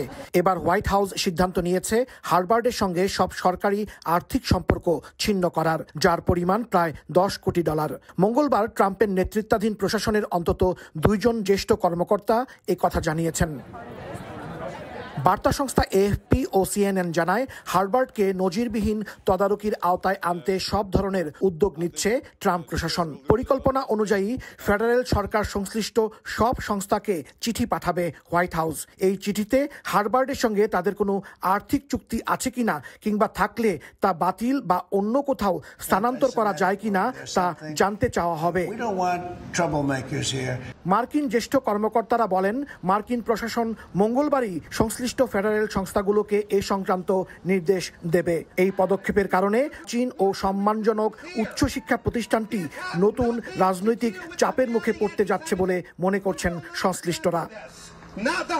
ইসরায়েল ফিলিস্তিন ইস্যুতে হার্ভার্ড বিশ্ববিদ্যালয়ে রাজনৈতিকভাবে পক্ষপাত দুষ্ট বলে অভিযোগ জানিয়ে আসছে ট্রাম্প প্রশাসন। হোয়াইট হাউসের নীতিগত দাবির কাছে নতি স্বীকার করতে অস্বীকৃতি জানানোর কারণে মাস দুয়েক আগে হার্ভার্ডকে অনুদান বন্ধে বিভিন্ন সংস্থাকে নির্দেশ দেয় হোয়াইট হাউস, যার পরিমাণ প্রায় $900 কোটি। এছাড়া হার্ভার্ডে বিদেশি শিক্ষার্থীদের ভর্তি বন্ধেরও সিদ্ধান্ত নেয় মার্কিন সরকার। এর বিরুদ্ধে আদালতে মামলা করে হার্ভার্ড। হাসানুজ্জামান সাকি, সময় সংবাদ, নিউ ইয়র্ক। দক্ষিণ কোরিয়ার সাবেক প্রধানমন্ত্রী হান ডাকসু ও সাবেক অর্থমন্ত্রী চোই সাং মোকের বিদেশ যাত্রায় নিষেধাজ্ঞা দিয়েছে দেশটির সরকার। সাবেক প্রেসিডেন্ট ইয়ন সুক ইয়োলার বিরুদ্ধে সামরিক শাসন ঘোষণার চেষ্টার ঘটনায় তদন্তের অংশ হিসেবে এ পদক্ষেপ নেওয়া হয়েছে। চলতি মাসের মাঝামাঝি থেকে এই নিষেধাজ্ঞা কার্যকর হয়েছে। মঙ্গলবার দেশটির রাষ্ট্রীয় বার্তা সংস্থা ইয়ন হাব এ তথ্য জানায়। দক্ষিণ কোরিয়া থেকে মোহাম্মদ হানিফের রিপোর্টে বিস্তারিত। দক্ষিণ কোরিয়ায় নেতা নির্বাচনের প্রস্তুতির কর্মযজ্ঞের মধ্যেও থেমে নেই সাবেক প্রেসিডেন্ট ইয়ন সুক ইয়োলের সামরিক আইন জারির ঘটনার সহযোগীদের বের করার তদন্ত কাজ। এবার সেই তদন্তের অভিযোগের তীর সাবেক প্রধানমন্ত্রী হান ডাকসু ও সাবেক অর্থমন্ত্রী চোই চাং মুকের দিকে। তাদের দেশ ত্যাগের নিষেধাজ্ঞা দিয়েছে দক্ষিণ কোরিয়ার সরকার। মে মাসের মাঝামাঝি সময় থেকে এই নিষেধাজ্ঞা কার্যকর হয়েছে। মঙ্গলবার দেশটির সংবাদ সংস্থা ইয়োনাব জানায়, গত ডিসেম্বরে প্রেসিডেন্ট ইয়ন সুক ইয়োলের বিতর্কিত সামরিক আইন জারি ঘোষণার চেষ্টার সঙ্গে জড়িত থাকার অভিযোগে সোমবার অপরাধ তদন্তকারী সংস্থা দুজনকে জিজ্ঞাসাবাদ করে। এরপর এই নিষেধাজ্ঞা দেওয়া হলো। এর আগেই প্রেসিডেন্টের কার্যালয় থেকে গোপন ফোন আলাপ রেকর্ড ও সিসিটিভি ফুটেজের ইস্যু ধরে চলে বিশ্লেষণ। এ বিষয়ে সাবেক প্রধানমন্ত্রী হান বলেন, সামরিক শাসন পরিকল্পনা সম্পর্কে তাকে আগে থেকে জানানো হয়নি। আর চোই চাং বলেন, তিনি সাবেক প্রেসিডেন্ট ইয়নের নির্দেশ সম্বলিত একটি নোটিশ পেয়েছিলেন, কিন্তু তা খুলে দেখেননি।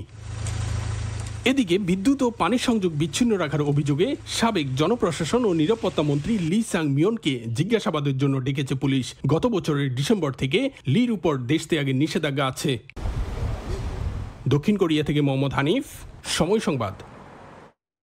মেক্সিকোয় নিজের বাড়িতে হামিংবার্ডের জন্য আশ্রয় কেন্দ্র খুলেছেন এক ক্যান্সার আক্রান্ত নারী, যেখানে পাখির শারীরিক অবস্থা পরীক্ষা করে প্রয়োজনীয় চিকিৎসা দেওয়া হয়।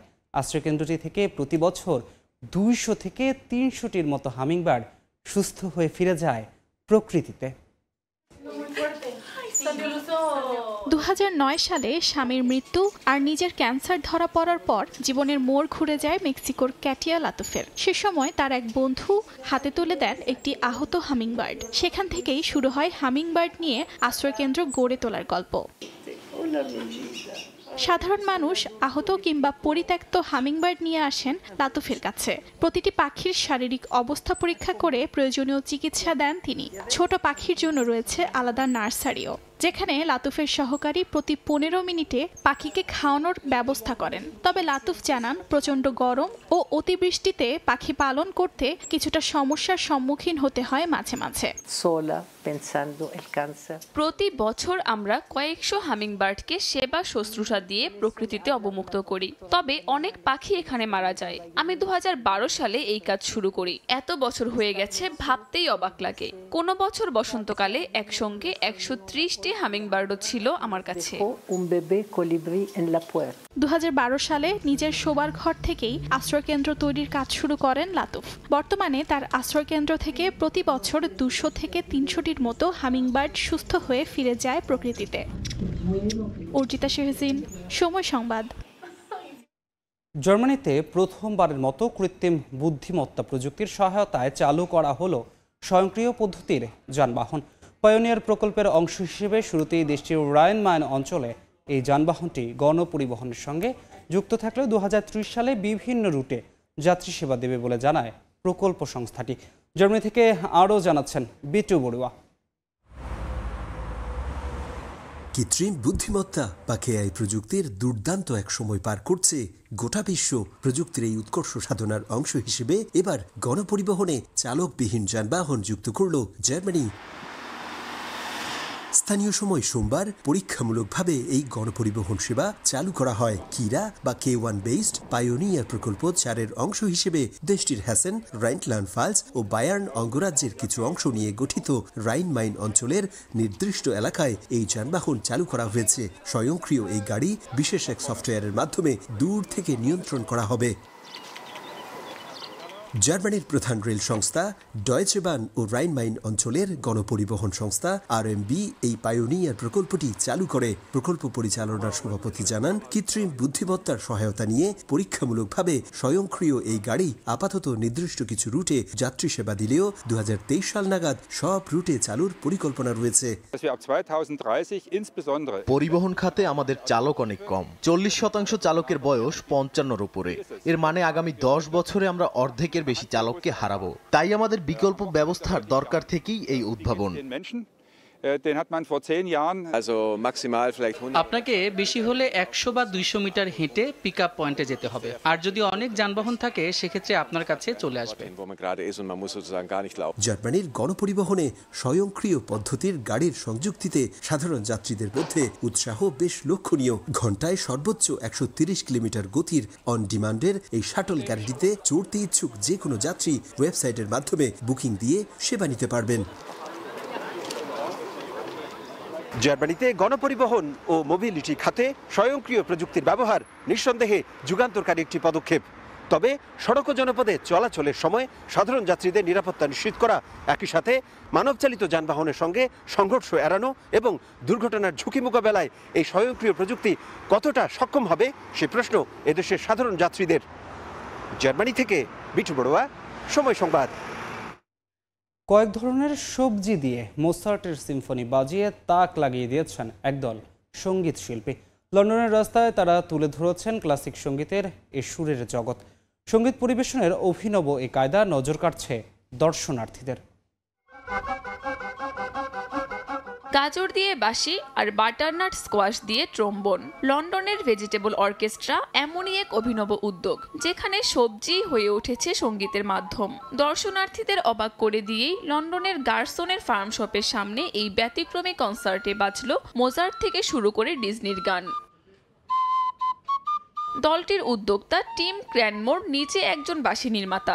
এক জাপানি কারিগরের ভিডিও দেখে বন্ধুর পরামর্শে শুরু করেন গাজর দিয়ে বাঁশি বানানো। ইউটিউবে সেই ভিডিও ভাইরাল হতেই জনপ্রিয় চিপস ব্র্যান্ড টায়ারেলস থেকে আসে প্রস্তাব। এরপরই তৈরি হয় লন্ডন ভেজিটেবল অর্কেস্ট্রা। ক্র্যানমোর জানালেন, গাজরের গঠন এক ধরনের গাছের মতোই। সিলিন্ডার আকৃতি, শেকড় ও পাতা থাকায় এর ভেতরে গর্ত করে সঠিক ছিদ্র বসিয়ে 20 মিনিটেই তৈরি হয় একটি কার্যকর বাঁশি, যা কাঠের তুলনায় অনেক ক্ষেত্রে ভালো কাজ করে। তবে তারা জানান, সবজি দিয়ে বাজানো এতটা সহজ নয়। মুখে ধরার অংশ নিজে বানাতে হয়, তাই প্রতিবার তারতম্য থাকে। কয়েক মিনিট বাজানোর পরে ক্লান্তি ভর করে। এছাড়া সবজিগুলো কাটা হলে দ্রুত পানি হারিয়ে নরম হয়ে যায়, এজন্য বারবার পানিতে ভিজিয়ে রাখতে হয়। কাকুলি আখতার, সময় সংবাদ। বাংলাদেশ পাকিস্তান টি-20 সিরিজের খবর। সংযুক্ত আরব আমিরাতের বিভীষিকা ভুলে পাকিস্তানে ভালো শুরুর অপেক্ষায় বাংলাদেশ ক্রিকেট দল। 3 ম্যাচ সিরিজের প্রথম টি-20তে আজ মাঠে নামবে টাইগাররা।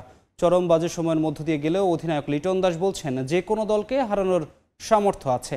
একাধিক তারকা বোলারের অনুপস্থিতিকেও কোনো সমস্যা মনে করছেন না তিনি। এদিকে দারুণ একটা PSL শেষে ফুরফুরে মেজাজে রয়েছেন পাকিস্তানি ক্রিকেটাররা। তবুও এই সিরিজে বাংলাদেশকে সহজ প্রতিপক্ষ ভেবে হোঁচট খেতে চায় না স্বাগতিকরা। লাহোরে ম্যাচ শুরু হবে রাত 9টায়। লাহোরে টি-20 সিরিজের প্রস্তুতিতে ব্যস্ত বাংলাদেশ দল। সংযুক্ত আরব আমিরাতের মতো র্যাঙ্কিং ও অভিজ্ঞতায় পিছিয়ে থাকা দলের কাছে নাস্তানাবুদ হয়েও গলার জোর একই রকম টি-20 অধিনায়কের। সবশেষ সিরিজটা প্রত্যাশা অনুযায়ী হয়নি। এটা একটা নতুন সিরিজ, নতুন চ্যালেঞ্জ। আমরা জানি কোথায় ভুল হয়েছিল। বিশ্বাস করি আমরা যে কোনো দলকে হারাতে পারি। ভালো ক্রিকেট খেলতে হবে, প্রতিপক্ষ নিয়ে ভাবতে চাই না। মাত্রই পিএসএল শেষ করা পাকিস্তানি ব্যাটসম্যানরা রয়েছেন টি-20-র মোডে। ঠিক এই সময়ে বাংলাদেশ দল সফরে গেছে একাধিক মেইন বোলারকে ছাড়া। তবুও আশা হারাবেন না বললেন ক্যাপ্টেন। যতগুলো গেম দেখেছি পিএসএল উইকেট এখানে খুবই ব্যাটিং ফ্রেন্ডলি। তাসকিন অ্যান্ড ফিস দুইটা আমাদের কি ফ্যাক্টর, এবং এটা একটা ভালো দিক যে তারা যখন না খেলবে তখন সেই জায়গাটা কে দখল করবে, কে ওই জায়গায় বসবে। আমার মনে হয় দুইটা প্লেয়ারের জন্য এটা ভেরি গুড অপরচুনিটি। অধিনায়ক যাদের উপর আস্থা রাখতে চাইছেন সেই হাসান, তানজিম সাকিব, শরীফুলদের রীতিমতো তুলোধুনো করেছেন ইউএই ব্যাটাররা। টাইগার ব্যাটিং ইউনিটকে ওই সিরিজের হিসেবে তবু ভালোই বলতে হবে। বেশ কয়েকজন ভালো বোলার আছে, প্রত্যেককে নিয়ে আমাদের আলাদা পরিকল্পনা রয়েছে। ওদের ব্যাটাররাও বেশ ভালো, বিশেষ করে লিটন দাস। চেষ্টা করব তাকে দ্রুত আউট করে দিতে। অধিনায়ক ভালো না করলে দলের উপর প্রভাব পড়ে। আন্তর্জাতিক ক্রিকেটে কোনো সিরিজই সহজ নয়। বাংলাদেশ ভালো দল, আমাদের ভালো ক্রিকেট খেলতে হবে। সবশেষ পাকিস্তান সফর হয়ে আছে স্মরণীয়। টেস্ট সিরিজে তাদের হোয়াইট ওয়াশ করেছিল টাইগাররা, তবে টি-20-তে তাদের মাটিতে কখনোই জিততে পারেনি বাংলাদেশ। মাকসুম আলম খান, সময় সংবাদ। বাংলাদেশ পাকিস্তান 3 ম্যাচের টি-20 সিরিজে থাকছে না কোনো ডিসিশন রিভিউ সিস্টেম ডিআরএস।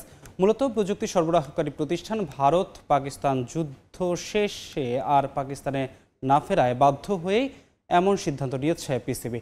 দাবি দেশটির গণমাধ্যমের। এদিকে লাহোরের শারজার মতো শিশিরের প্রভাব না থাকলেও তীব্র তাপপ্রবাহ বিপাকে ফেলছে টাইগারদের। সময়ের সঙ্গে পাল্লা দিয়ে প্রযুক্তি বাড়ছে বিশ্ব ক্রিকেটে। স্বচ্ছতা আর নিখুঁত ফলাফলের জন্য ডিসিশন রিভিউ সিস্টেম এখন নিয়মিতই ব্যবহৃত হয় আন্তর্জাতিক সার্কিটে, যা ছাড়া কোনো সিরিজ এখন কল্পনাই করা যায় না। কিন্তু বাংলাদেশ পাকিস্তান 3 ম্যাচে টি-20 সিরিজে থাকছে না কোনো ডিআরএস। যদিও বিষয়টি এখনও আনুষ্ঠানিকভাবে নিশ্চিত করেনি পিসিবি, তবে দেশটির ক্রিকেট বোর্ডের সূত্রের বরাত দিয়ে এই তথ্য জানিয়েছে একাধিক সংবাদ মাধ্যম। বিশ্ব ক্রিকেটের ডিআরএস সরবরাহ প্রতিষ্ঠানের মধ্যে বল ট্র্যাকিং, হকাইয়ের অধিকাংশ টেকনিশিয়ান ভারতের। ভারত পাকিস্তান সংঘাতের জেরে এ মাসে স্থগিত করা পিএসএল আবারও শুরু হলে প্রযুক্তি সরবরাহকারী হকাই দল পাকিস্তানে ফেরেনি, যে কারণে ডিআরএস ছাড়াই শেষ হয় পাকিস্তান সুপার লিগ। পিএসএল এর পর বাংলাদেশ ও Pakistan সিরিজও Snicko, hotspot, ball tracking, আল্টাইজ প্রযুক্তি থাকছে না, নির্ভর করতে হবে আম্পায়ারের সিদ্ধান্তের ওপর। বিষয়টি ইতোমধ্যে দুদলকে নাকি জানিয়েছে পাকিস্তান ক্রিকেট বোর্ড।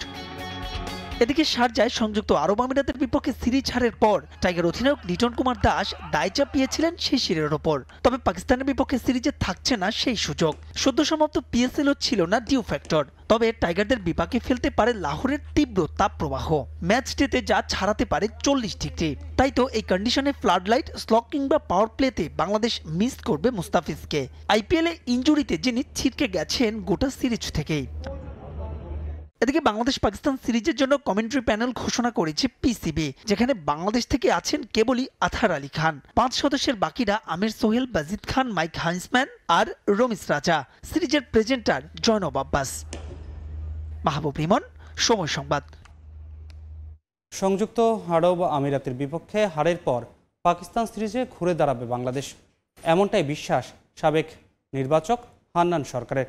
এদিকে ঢাকা প্রিমিয়ার লিগে আবাহনীকে শিরোপা এনে দেওয়ার পরও ক্লাবের সুনির্দিষ্ট পরিকল্পনা না থাকায় লিজেন্ডস অফ রূপগঞ্জে নাম লিখেছেন তিনি।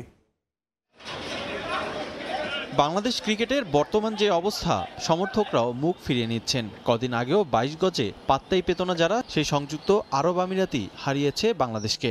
লজ্জার এ হারে হতাশা বেড়েছে টাইগার শিবিরেও। বর্তমান আরব আমিরাত সিরিজ শেষে বাংলাদেশের পরবর্তী অ্যাসাইনমেন্ট পাকিস্তান। ঘরের মাঠে পাকিস্তান হয়ে ওঠে আরও শক্তিশালী, তাই চ্যালেঞ্জটা আরও বেশি লিটন দাসের দলের। তবে এই সিরিজে থাকছেন না পেসার মুস্তাফিজুর রহমান। আইপিএলে দারুণ পারফরমেন্স করা এই সিমারকে ছাড়াই মাঠে নামতে হবে বাংলাদেশকে। তবে তার অনুপস্থিতি ভাবাচ্ছে ফিল সিমন্সকেও। যদিও সাবেক নির্বাচক হান্নান সরকারের বিশ্বাস, পাকিস্তানে ফিসকে ছাড়াই ভালো করবে বাংলাদেশ। ইউএই খারাপ করার নিশ্চিতভাবে ব্যাক অফ মাইন্ডে একটু নেগেটিভ ইম্প্যাক্ট ফেলেছে। বাট স্টিল আমি বিলিভ করি আমাদের এই প্লেয়াররা পাকিস্তান সিরিজে ভালো করার অ্যাবিলিটি রাখে এবং তারা কিন্তু এর আগে ওয়েস্ট ইন্ডিজে জাস্ট একটা সিরিজ আগেই যদি আমরা দেখি ওয়েস্ট ইন্ডিজের সিরিজ জিতে এসেছে, যেটাও কিন্তু কম চ্যালেঞ্জিং ছিল না। সো একটা সিরিজ খারাপ গিয়েছে, বাট আমি বিশ্বাস রাখতে চাই, পজিটিভ চিন্তাভাবনা রাখতে চাই যে এই দলটাই আমাদের পাকিস্তানে ভালো ক্রিকেট খেলবে। এদিকে নির্বাচকের দায়িত্ব ছেড়ে প্রিমিয়ার লিগ ক্লাব আবাহনীর হেড কোচের দায়িত্ব নেন হান্নান সরকার। প্রথম আসরেই দলকে জিতিয়েছেন শিরোপা, সফলতা এনে দিল আকাশী নীলদের দায়িত্ব ছেড়ে নাম লিখিয়েছেন লেজেন্ডস অফ রূপগঞ্জে। আবাহনীকে চ্যাম্পিয়ন করেও কেন সম্পর্ক ছিন্ন করলেন আকাশী নীলদের সঙ্গে, এবার জানালেন কারণ। আবাহনী ছেড়ে লিজেন্ডস অফ রূপগঞ্জে যাওয়ার একটাই কারণ, সেটা হলো আসলে আবাহনী দলটা নেক্সট ইয়ার খুব একটা ভালো দল করার ক্ষেত্রে এখনও চিন্তাভাবনা শুরু করেনি। লিজেন্ডস অফ রূপগঞ্জ গতবার ভালো টিম করে রেজাল্ট পায়নি, তারাও অলরেডি ভালো একটা টিম করার চিন্তাভাবনা করে বাজেটও রেডি করেছে, যেটা আবাহনী সাইড থেকে আমি ওরকম পজিটিভ সিগন্যাল পাইনি। স্বাভাবিকভাবে ওনাদের সঙ্গে কথা বলার পরে ওনারাই বলেছে আনন্দ তোমার ক্যারিয়ারের ব্যাপার, সো স্বাভাবিকভাবেই তুমি আমার মনে হয় যে ডিফারেন্টভাবে চিন্তা করতেই পারো, এতে আমাদের কোনো রাগ ক্ষোভ বা কোনো অভিমান থাকবে না। সো সেখান থেকে একটা সুন্দর ক্লিয়ারেন্স, একটা আলোচনার মাধ্যমে আমি দল চেঞ্জ করে লিজেন্ডস অফ রূপগঞ্জে গিয়েছি, যেখানে নিশ্চিতভাবে একবার চ্যাম্পিয়ন হওয়ার পরের বার চ্যাম্পিয়ন হওয়ার চিন্তাভাবনাটাই মাথায় থাকে এবং সেই টিম করার চেষ্টা করছে। এদিকে 2026 টি-20 বিশ্বকাপে সাকিব আল হাসানের দুয়ার খোলা দেখছেন সাবেক এই নির্বাচক। রিফাতুল ইসলাম মিরন, সময় সংবাদ, ঢাকা। এবার দেশের ফুটবল প্রসঙ্গ। বাংলাদেশ সিঙ্গাপুর ম্যাচের সব টিকিট বিক্রি হয়ে গেছে, নতুন করে টিকিট কাটার আর সুযোগ নেই, জানিয়েছেন বাফুফে কম্পিটিশনস কমিটির সদস্য তাজওয়ার আওয়াল। তবে যারা পেমেন্ট করেও টিকিট হাতে পাননি তাদের বিষয়টা বিবেচনা করা হবে। এদিকে ম্যাচ ডেতে স্টেডিয়াম এলাকায় পরিচালনা করা হবে ভ্রাম্যমাণ আদালত। কারো কাছে নকল টিকিট পেলে তাৎক্ষণিকভাবে আইনের আওতায় আনা হবে বলে জানিয়েছে বাফুফে। বিষয়টা এখন হয়ে গেছে আমাদের মৃত্যু অথবা একটা টিকিট। মানুষের যদি টিকিট না দিতে পারে তাহলে আসলে আর মুখ দেখানোর জায়গা পাবো না, মানে এটা এক প্রকার মানে নিজের ভিতরে নিজের মৃত্যু হয়ে যাবে। বাংলাদেশ সিঙ্গাপুর এশিয়ান কাপ বাছাই ম্যাচ নিয়ে ঠিক এমনই আবেগী ভক্তরা। অনলাইনে শত চেষ্টা করেও লাভ হয়নি, বাধ্য হয়ে ফুটবল ফেডারেশনে এসে ধর্ণা। তাতে যে খুব একটা কাজ হবে সেই নিশ্চয়তা কই। গেল শনিবার অনলাইনে টিকিট ছাড়ার পর থেকেই বাধে বিপত্তি। বাফুফে বিবৃতি দিয়ে জানায় সাইবার আক্রমণের শিকার হয়েছে টিকেটিং ওয়েবসাইট। এরপর 26 তারিখ রাতে আবারও টিকিট ছাড়া হয় একই প্ল্যাটফর্মে। যে টিকিট অনলাইনে লঞ্চ করা হয়েছিল ওগুলি প্রত্যেকটা টিকিট বিক্রি হয়ে গেছে। এখন আমরা যেটা করছি যে একটা ফরেনসিক অডিট করছি। অনলাইনে ছাড়ার পরপরই ওয়েবসাইট সাইবার হামলার শিকার হওয়ায় সম্ভাবনা আছে প্রতারক চক্রের কাছে টিকিট চলে যাওয়ার। এজন্য ম্যাচ ডেতে স্টেডিয়াম এলাকায় ভ্রাম্যমাণ আদালত পরিচালনা করবে বাফুফে। যদি কোনো মিসম্যাচ হয়, যদি কোনো দর্শক মাঠে এসে ঢুকতে না পারে কিউআর কোড স্ক্যানিংয়ের জন্য, এর জন্য আমরা প্রমাণ করতে পারি যে এটা একটা ব্ল্যাকের টিকিট, আমরা কিন্তু যে দর্শক যার নামে টিকিট ওনার নামে মামলা হবে। তবে যারা নির্ধারিত ওয়েবসাইটে পেমেন্ট করেও টিকিট হাতে পাননি তাদের বিষয়টা বিবেচনা করা হবে বলে জানিয়েছে বাফুফে। বাকি আছে নাকি, যদি থাকে আমরা ওটাও ছেড়ে দিই। এসএম ইকবাল, সময় সংবাদ, ঢাকা। দেশের প্রান্তিক পর্যায়ের ক্রিকেটারদের জন্য নতুন এক দুয়ার উন্মোচন করে দিয়েছে এই স্পোর্টস। ধানমন্ডি স্পোর্টস ক্লাব মাঠে 300-এর বেশি তরুণ ক্রিকেটারদের নিয়ে দুদিনব্যাপী ট্রায়াল ক্যাম্প আয়োজন করেছে তারা। এখান থেকে নির্বাচিত 15 ক্রিকেটারকে নিয়ে হবে বিশেষ ক্যাম্প। ট্রায়ালে ভালো করা ক্রিকেটারদের সুযোগ থাকবে তৃতীয় বিভাগ লিগেও জায়গা করে নেয়ার। কেউ হতে চান নাহিদ রানা, কেউ বা সাকিব আল হাসান। বুকভরা স্বপ্ন আর আকাঙ্ক্ষা নিয়েই ধানমন্ডি স্পোর্টস ক্লাব মাঠে হাজির এক ঝাঁক তরুণ ক্রিকেটার। উদ্দেশ্য একটাই, পেশাদার ক্রিকেটের প্রথম ধাপে নিজেদের নাম লেখানো। 300-এর বেশি তরুণ ক্রিকেটার নিয়ে 2 দিনব্যাপী ট্রায়াল প্রোগ্রাম আয়োজন করেছে এইচ স্পোর্টস। ক্যাম্পে আলো ছড়ানো ক্রিকেটারদের সুযোগ থাকবে ঢাকা তৃতীয় বিভাগ লিগের ক্লাবগুলোতে নাম লেখানোর। স্বপ্নযাত্রা ক্যাম্পের প্রথম দিন সাজানো হয় ফিটনেস, ব্যাটিং, বোলিং ও ফিল্ডিং টেস্ট দিয়ে। এধাপ পার করার পর নির্বাচিত 50 জনকে নিয়ে দ্বিতীয় দিনের ট্রায়াল হবে। এরপর সেখান থেকে 15 জনকে নিয়ে অনুষ্ঠিত হবে বিশেষ ক্যাম্প। এছাড়া 2 দিনব্যাপী এই ট্রায়াল থেকে ক্রিকেটার হান্টিং করবে ঢাকা তৃতীয় বিভাগের 12টি ক্লাবও। দেশের বিভিন্ন প্রান্ত থেকে ছুটে আসা তরুণরাও চান সুযোগটা কাজে লাগাতে। ঢাকা লিগের যে সুযোগটা করে দিয়েছে সেটা আমার জন্য অনেক ভালো। আর এখানে কম্পিটিশন অনেক হাড্ডাহাড্ডি হবে, কারণ এখানে অনেক জেলা থেকে প্লেয়াররা আসছে। এখান থেকে যারা ভালো করবে, ভালো জায়গায় খেলতে পারবে, একদিন ন্যাশনালে খেলার সবাই স্বপ্ন দেখে। যদি ভালো করে এখান থেকে একটা কনফিডেন্স আসবে, যদি নাও পারি তবে এক্সপিরিয়েন্সটা আমাকে সামনে গিয়ে নিতে সাহায্য করবে। সবার একটা ড্রিম থাকে যে টপ লেভেল খেলবে, বাকি হচ্ছে অনেক উপর লেভেল খেলবে। সো এটার জন্য অনেক স্ট্রাগল করা লাগে আর হচ্ছে অনেক ডিটারমিনেশন থাকতে হয়। আমাকে মেসেজ দিয়েছে কাল রাত 9টা 45-এ। আমার রংপুর থেকে ঢাকা আসার লাস্ট ট্রেন হচ্ছে 10টা 30-এ। সো ওই অবস্থায় আমি মেসেজ পেয়ে আমি বাসার পোশাকেই চলে আসছি, আমি খাওয়া দাওয়া করিনি। পরিকল্পনা অনেক ইনশাআল্লাহ ভালো, যে আমি ন্যাশনাল টিমে খেলতে চাই এই আশা নিয়ে আসছি।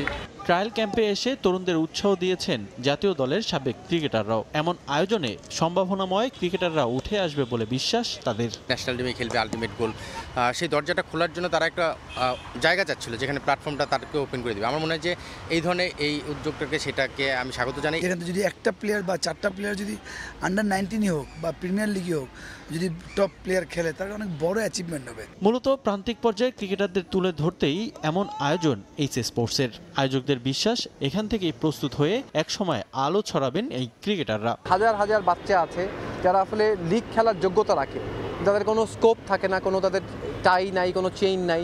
সো আমরা এবার শুধু আমরা 10টা 12টা টিম দিয়ে বলবো তা না, আমি বিশ্বাস করি এই যে উদ্যোগটার মাধ্যমে শত শত বাচ্চা ভবিষ্যতে ঢাকা লিগ খেলার সুযোগ পাবে ইনশাল্লাহ। এই প্ল্যাটফর্মের মাধ্যমেই হাঁটি হাঁটি পা করে অনেক বড় জায়গায় চলে যাবে। ওরা হয়তো ঢাকা শহরে কাউকে চিনে না বা জানে না, তো সেটার একটা মাধ্যম আমরা করে দিতে চাই। এমন আয়োজনে শুধু নিজেদের প্রমাণই নয়, নিজেদের সামর্থ্য যাচাই বাছাই করতে পারবেন তরুণ ক্রিকেটাররা। রিফাতুল ইসলাম মিরন, সময় সংবাদ, ঢাকা। এই পর্যায়ে শীর্ষ সংবাদগুলো জানিয়ে দিচ্ছি আরেকবার। সৌদি আরবে দেখা গেছে জিলহজ মাসের চাঁদ। 5 জুন পবিত্র হজ, 6 জুন উদযাপিত হবে ঈদ উল আজহা। তারিখ ঘোষণা করেছে মালয়েশিয়াও।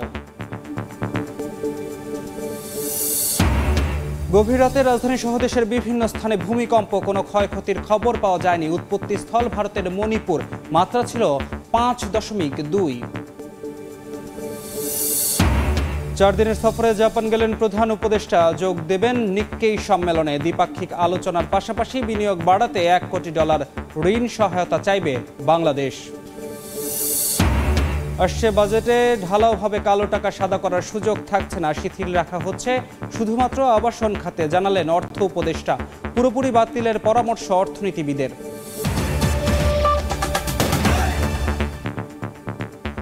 এই ছিল ভোরের সময়, সঙ্গে থাকুন সময়ের।